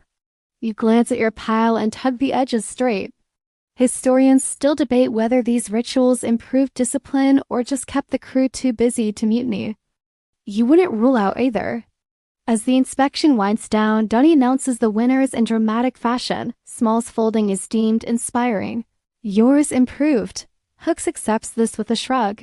With inspection over, the group lingers. You all sit on damp crates and lean against the mast, watching a line of laundry sway gently in the breeze. Dunny pulls a pouch of candied ginger from his jacket and passes it around. For a moment, no one speaks. The ship creaks. A seagull squawks overhead, chasing its echo. The sun slips lower. And you think, this is what peace looks like out here. Hook suddenly stands and tosses a sock at your head. Still smells like feet? You nod sagely. That's for good luck. He nods back. Then carry on. And just like that, the inspection ends not with ceremony, but with a smirk and a sock. The ultimate maritime punctuation. Evening slides into night like a soft sigh. The stars begin their slow scatter across the black velvet sky, and the sea hushes into a rhythmic whisper. You're up top again. Sitting on an overturned barrel, blanket draped around your shoulders, because tonight you're on drying watch. The deck has quieted, boots have stilled. Ropes rest in their coils like sleeping snakes, and someone below is already snoring through their nose like a broken accordion. Well, real in the way only a ship full of sleep-deprived men can make something real. Someone has to keep an eye on the laundry overnight, they say, or it might go missing. You thought they were joking. Until a week ago, when 3 pairs of trousers simply vanished into the night, never to be seen again. But you? Yes, that's a real thing. They sway gently above you, shirts and drawers fluttering softly like ghosts in a dream ballet. You imagine your shirt, Bernard, giving a little shiver as a cool breeze snakes along the line. Sailors whispered secrets into their collars and folded them shut, hoping their words would stay safe until port. One man even insisted on whispering sorry into his breeches every night. No one ever asked why. If you didn't know better, you'd swear they were trying to speak. Wind pirates, Smalls muttered grimly. Seagull thieves, Hook swore. Ghosts with cold knees, Dunny declared, dead serious. So now, drawing watch. Your job is simple. Sit here, half asleep, and make sure nothing blows away, walks off, or is kidnapped by the laundry spirits. You tug your hat down low and glance up at the lines. Odd detail. On some ships, it was believed that certain pieces of clothing could absorb voices. Between humidity, salt spray, and the ever-present threat of sudden squalls, laundry often dried only half of the way before having to be re-washed or worse, mildewed. That's why sailors learn to time their washing with the sun's zenith, use rigging shadows for coverage, and string extra lines in unexpected places, under the overhangs near the galley, even over the captain's quarters. Here's a historical fact. Drying clothes at sea was a complicated game. So here you sit, laundry guardian of the night, listening to the damp sleeves rustle above you like leaves in a forgotten forest. You whisper, hang in there, buddy. Then yawn. Then almost fall asleep. Some sources mention it as a way to give newer sailors time to reflect, rest quietly, and observe the night shifts without direct pressure. There's Bernard the shirt, of course, but now there's Winston the waistcoat, Clarabelle the cravat, Edgar the sock. And Edgar the other sock who you're still watching very closely. The humidity behaves. You don't remember the words, just the rhythm. The clothes dance a little on the line. You smile despite yourself. And not a single sock falls to the depths below. The feeling of guarding something silly and fragile. The satisfaction of protecting a fluttering shirt from the wild chaos of wind and spray. The weird intimacy of whispering goodnight to a pair of long johns. Others suggest it was a form of low-stakes hazing with the added benefit of preserved trousers. Then sit up very straight because one of the socks just moved. The stars have sharpened and the moon paints silver highlights on every shirt sleeve and trouser crease. A gentle flap, a creak of rope, and the distant sigh of the sea, it all becomes a lullaby. You stare, nothing, still calm. Then, flick. The left sock wiggles. Slightly, you creep toward it, steps muffled on the damp wood. You reach up, slowly, cautiously, and Hooks appears beside you holding a long stick. Saw it twitch? He whispers, you nod. Thought so? He taps the sock gently. Nothing happens. I think this one's haunted, he says. You nod solemnly. I'll keep an eye on it. Joke 1. If it starts humming sea shanties, I'm burning it. Joke 2. Worst case, we have to exorcise it with lemon soap and aggressive folding. Joke 3. Do ghosts wear socks? Only the polite ones. Historians still debate whether drying watch was an actual maritime tradition or just something invented on particularly lazy ships to get out of galley duty. You lean back again, eyes adjusting to the darkness. You start assigning names to the garments because why not? And as the hours pass, something almost magical happens. The clothes begin to dry. The wind keeps gentle. You start to hum quietly, sleepily. Something simple and old, maybe a tune Smalls hummed earlier. It's hard to explain the comfort of drying watch to anyone who has never done it. Eventually, Dunny appears from the darkness, carrying a steaming mug. Switching shifts, he says. You're off. You hand him the lucky stick, give Edgar one last warning glance, and yawn so wide your jaw cracks. Anything I should know? He asks. You pause. Sock 3 is suspicious. Dunny nods, grave. Noted. You retreat below deck, sleepy but triumphant. You've kept the linen safe, the ghosts appeased, the breeze respected. And maybe, just maybe, your folded shirt will be a little crisper tomorrow because of it. You wake up to a smell.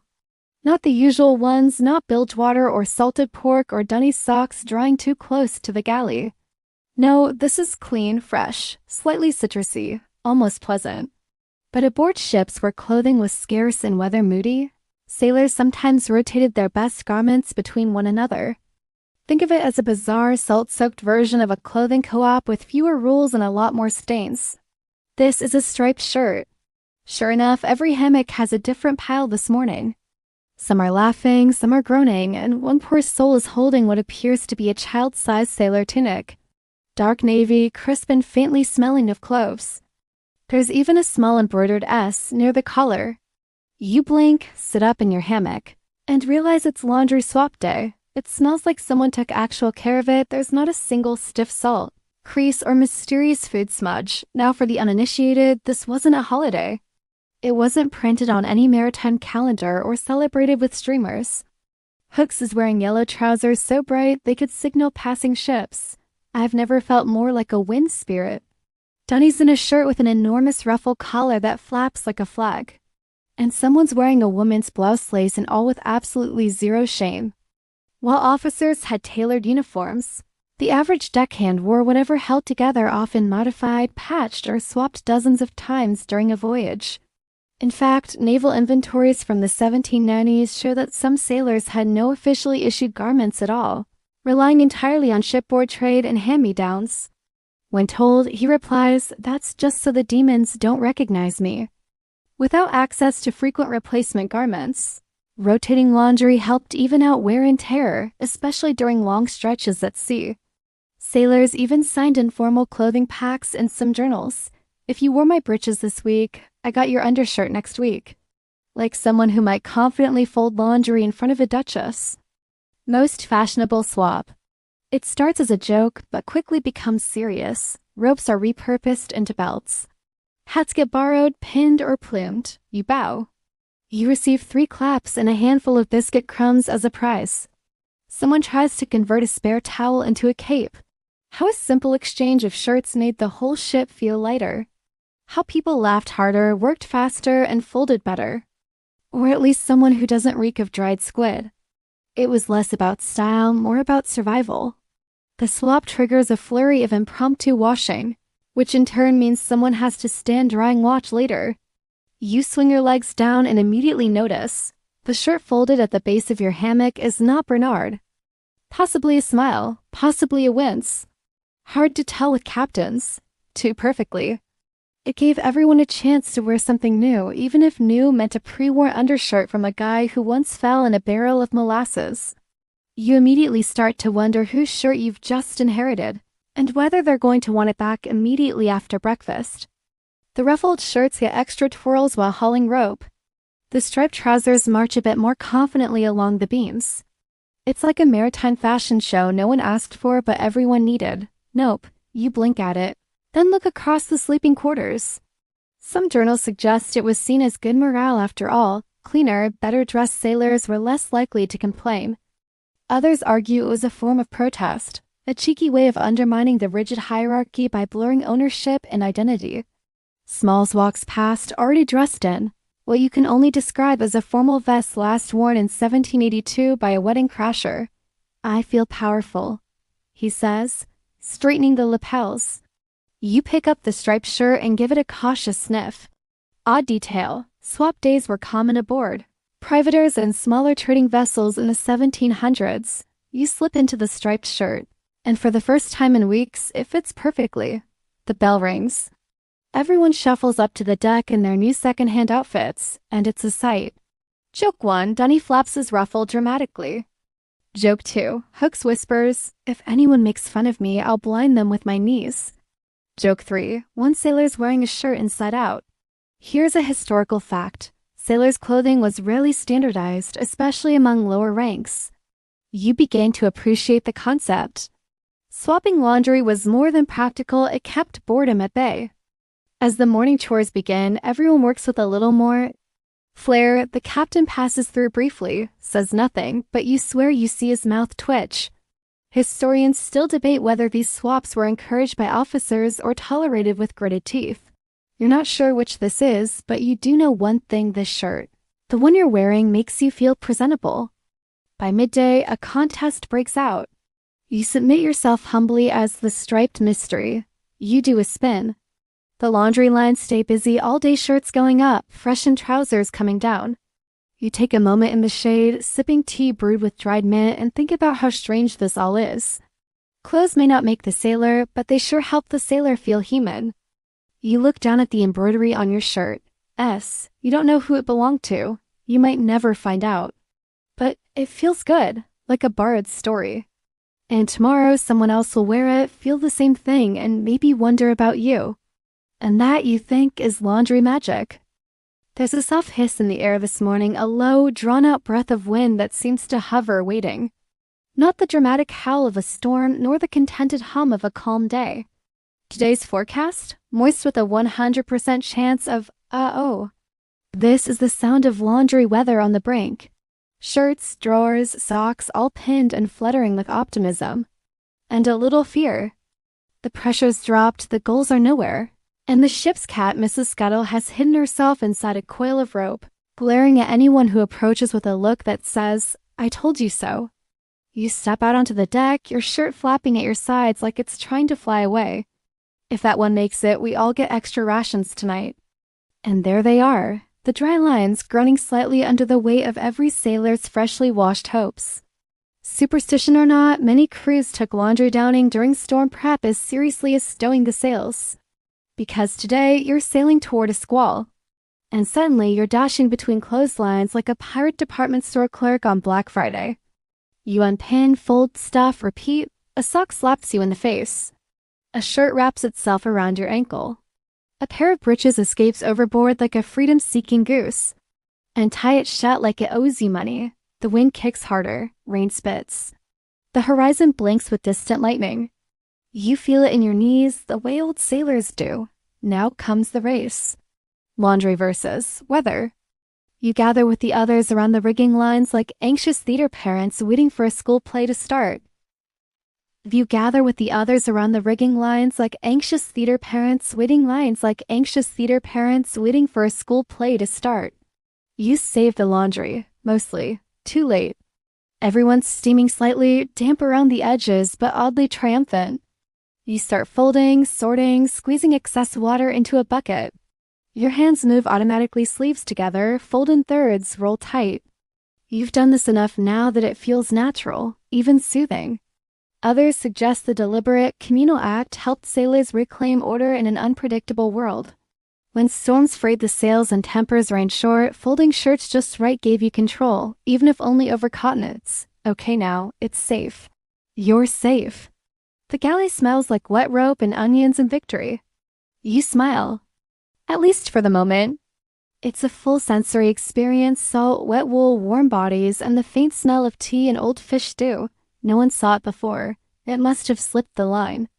Across from him, Hooks is folding socks like scrolls. One by one, the crew joins in, each person tending to their rescued garments like war medals. Gone to Neptune. That sheet's cursed. He scales the rigging in record time, battles the wind, and plucks Edgar free with one dramatic tug. I saw it try to strangle a mast once. Smalls points to a towering sheet at the end of the line. Hooks narrows his eyes.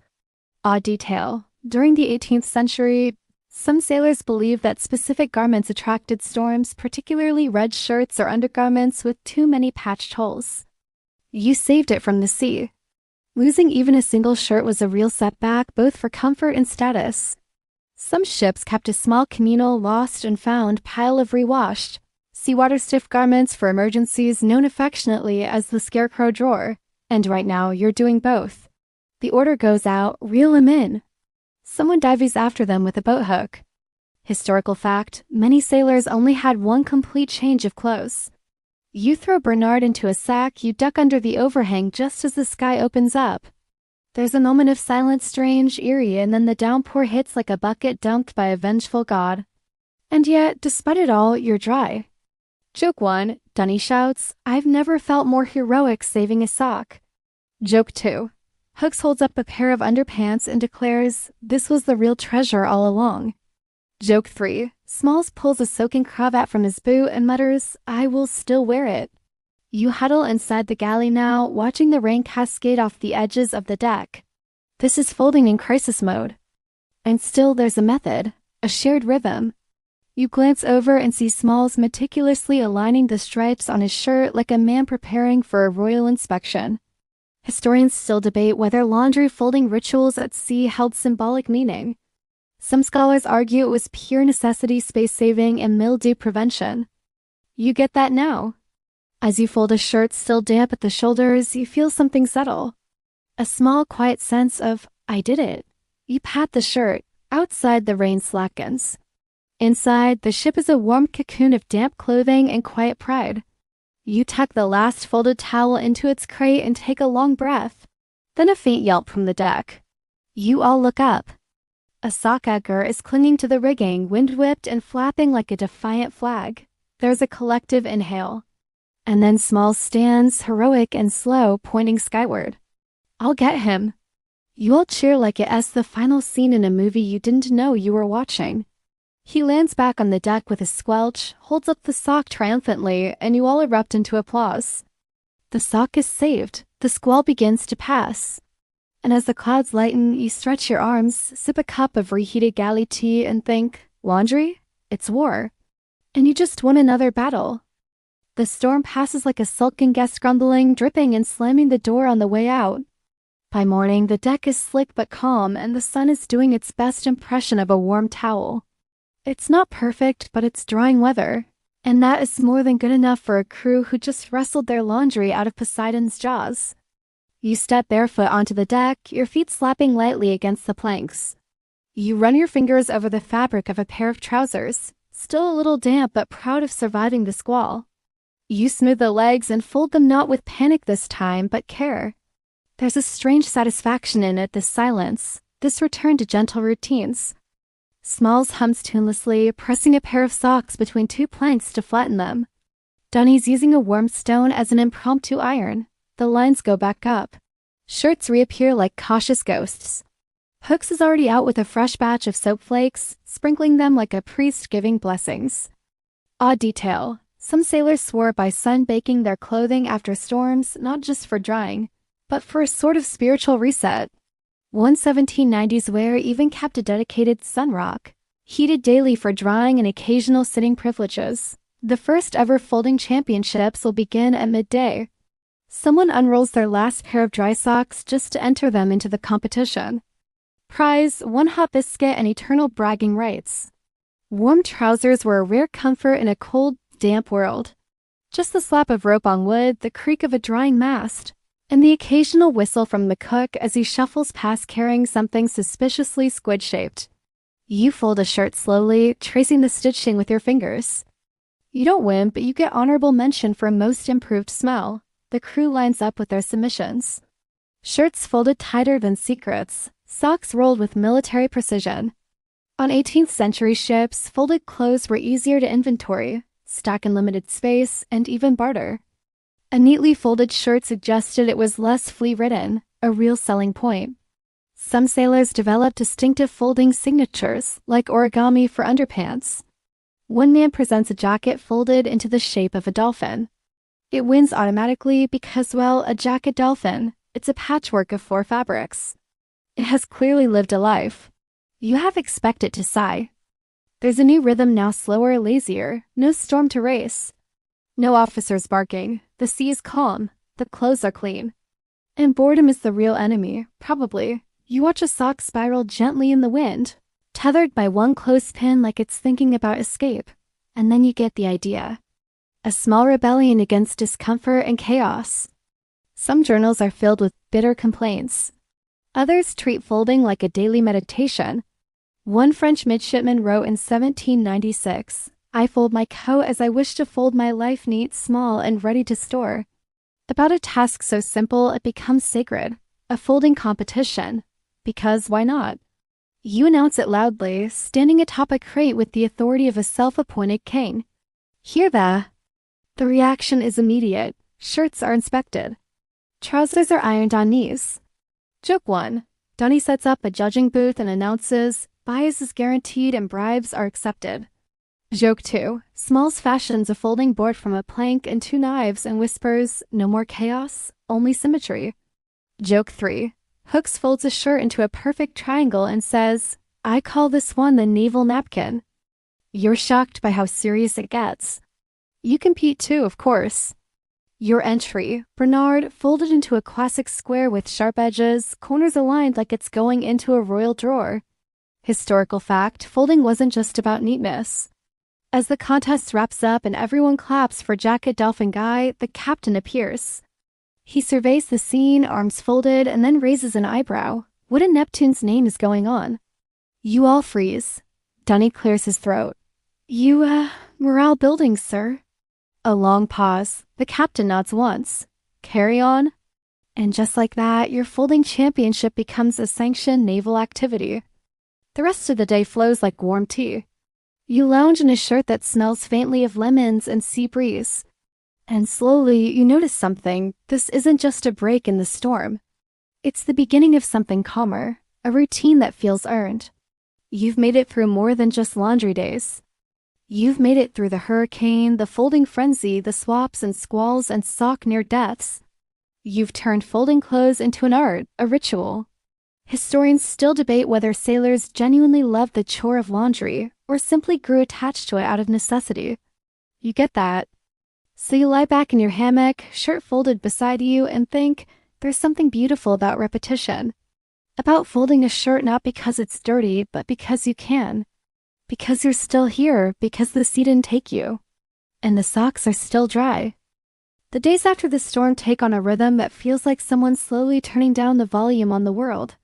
You're still afloat, still floating, but everything's softer now, quieter, easier, even a little strange.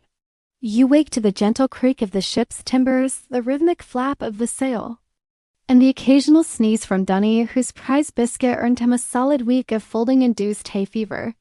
You stretch in your hammock. You've started sleeping with your folded clothes nearby, not for convenience, but for comfort. I'm developing a system, he says solemnly, for categorizing collar folds by wind resistance. A shirt here, a towel under your head, maybe a sock you forgot to return after the folding contest. The way you folded, tied, or wore your collar said a lot about your station, your habits, even your superstitions. Some believe that an improperly folded collar could jinx your next voyage. It's not hoarding exactly. It's emotional support linen, which really means take everything out of the storage chest, sigh dramatically, refold it all, and put it back with slightly more artistic flair. Inside, your full wardrobe, give or take a lone sock. But a lucky few were kept as personal relics, reminders of old ships, lost friends, or early adventures. There's a tear at the elbow, a stain that might be tar or squid ink or coffee. Reverent, the muscle memory is there, crease, tuck, roll, but the intention is changed. You hold it up to the light and watch the sun filter through like it's stained glass. You smile as you sift through its shirts with faded seams, trousers that still smell vaguely of smoked fish, a scarf someone swore was cursed. Wrapped them around my hands so I could steer without freezing, never wore them again. You align the sleeves. You press the seams, you sit with it in your lap for a full minute just remembering. You can almost hear old songs, old jokes, echoes of storms survived, and dumb things you said during your first week on board. You get it now. And says, this is my emergency identity. If I die, bury me with this so I look sharp in the afterlife. These aren't just clothes anymore. Or was it a subconscious need for stability in a life that offered none? Smalls walks by with a pile of undershirts, each folded with architectural precision. Hooks, that's a 7. You lost points for asymmetrical cuff alignment. Odd detail. On some ships, collars were used as identifiers, much like hats or sashes in other professions. Today's chore? Inventory. You get to work, dragging the heavy wooden chest from the corner of the galley. And then, tucked in the corner, a surprise. A shirt you haven't seen in weeks. A real relic. Old stitching, a missing button, a faded emblem over the heart, probably from your first voyage or close to it. All gathered, tamed, tucked away neatly, like memories pressed into pages. You don't remember folding it. You barely remember packing it. And yet, here it is, soft and silent, waiting to be touched. You unfold it gently. The fabric is thinner than you remember. Historical fact. Sailors often held on to worn garments long after they were useful. Some served as backup sail patches. Others became rags or fire starters. You smooth the shirt out and begin folding, but this time your fingers move slower. This isn't about saving space, it's about preserving a story. You take your time. Hooks plops down beside you, holding a pair of socks like they're sacred scrolls. I once folded these during a gale in the Azores, he says, squinting like he's trying to see the memory in the fabric. You nod. They're the soft archives of a life at sea. Joke 1, Dunny walks by with a shirt folded into a perfect square. Joke 2, Smalls has started ranking everyone's folding jobs on a 10-point scale. Joke 3, you fold your towel with such enthusiasm it bounces off the table. Perfect edge tension, you say. It's practically origami. Historians still debate the extent to which sailors ritualized their clothing. Was it practicality that drove the perfection? Was it boredom? You think of all the things you folded since this voyage began. The soaked, the scorched, the wind-whipped, the torn.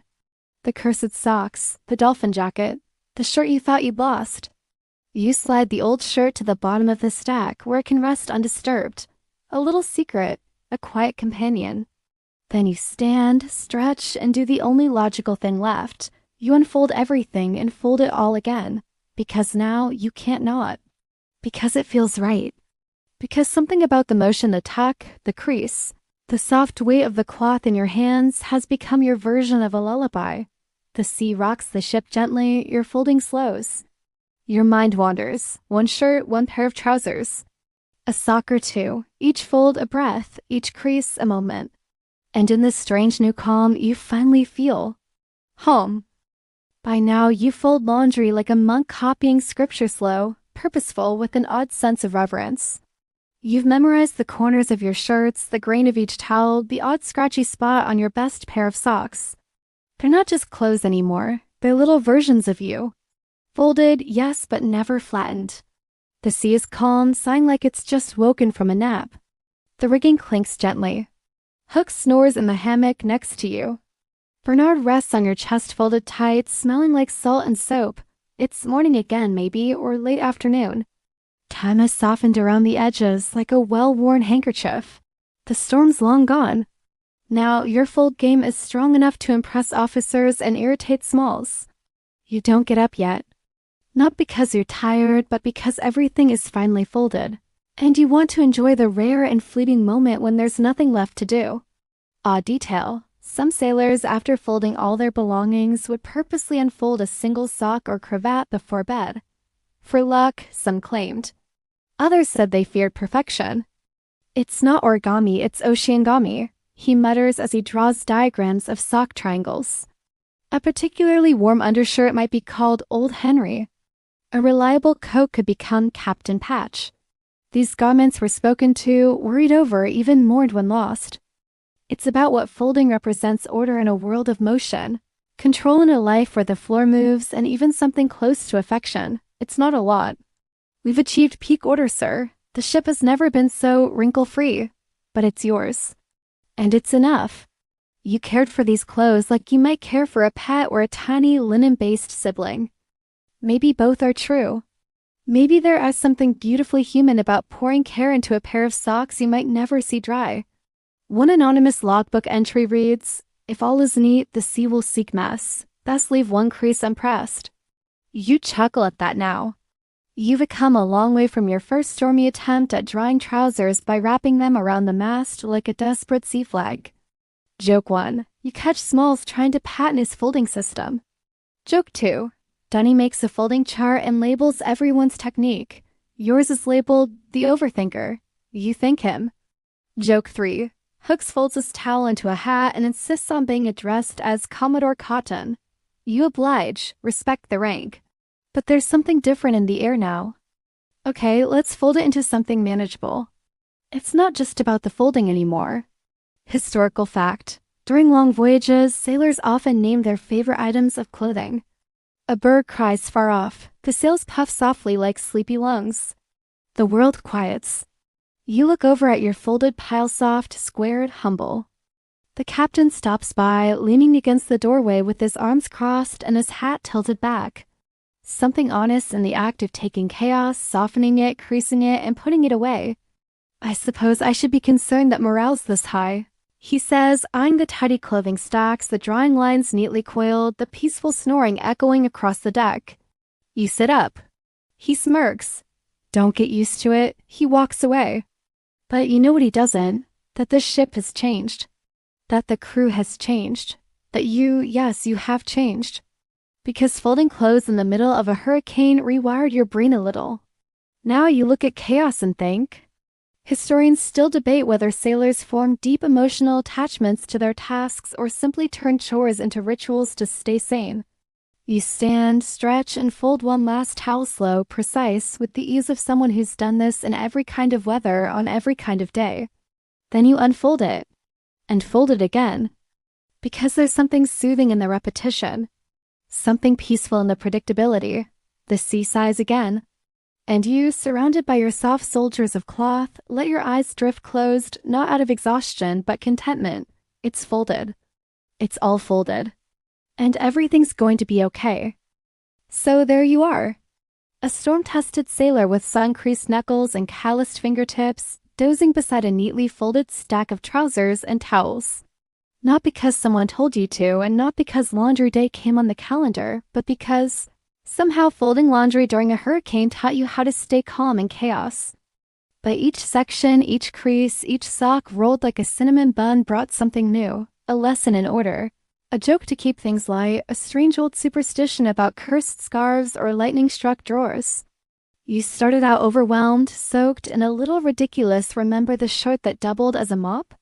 And somewhere between the dolphin coats, the folding contests, and that one mysteriously reappearing shirt, you found your rhythm, not just with fabric, but with the sea. You're the type of person who can fold laundry in a cyclone and come out the other side feeling a little braver with the crew, with yourself. Fold it in half, then again. Smooth the edges. The sailors around you aren't just shirt folders anymore. They're quiet artists, wool philosophers, towel tacticians. And you? Because folding isn't really about laundry. It's about control, patience, memory, and care. Your laundry is folded and the storm has passed. So next time your world gets messy, wet, and windswept, maybe reach for a towel. Because now you know how. Now you know what that means. Sleep well, sailor.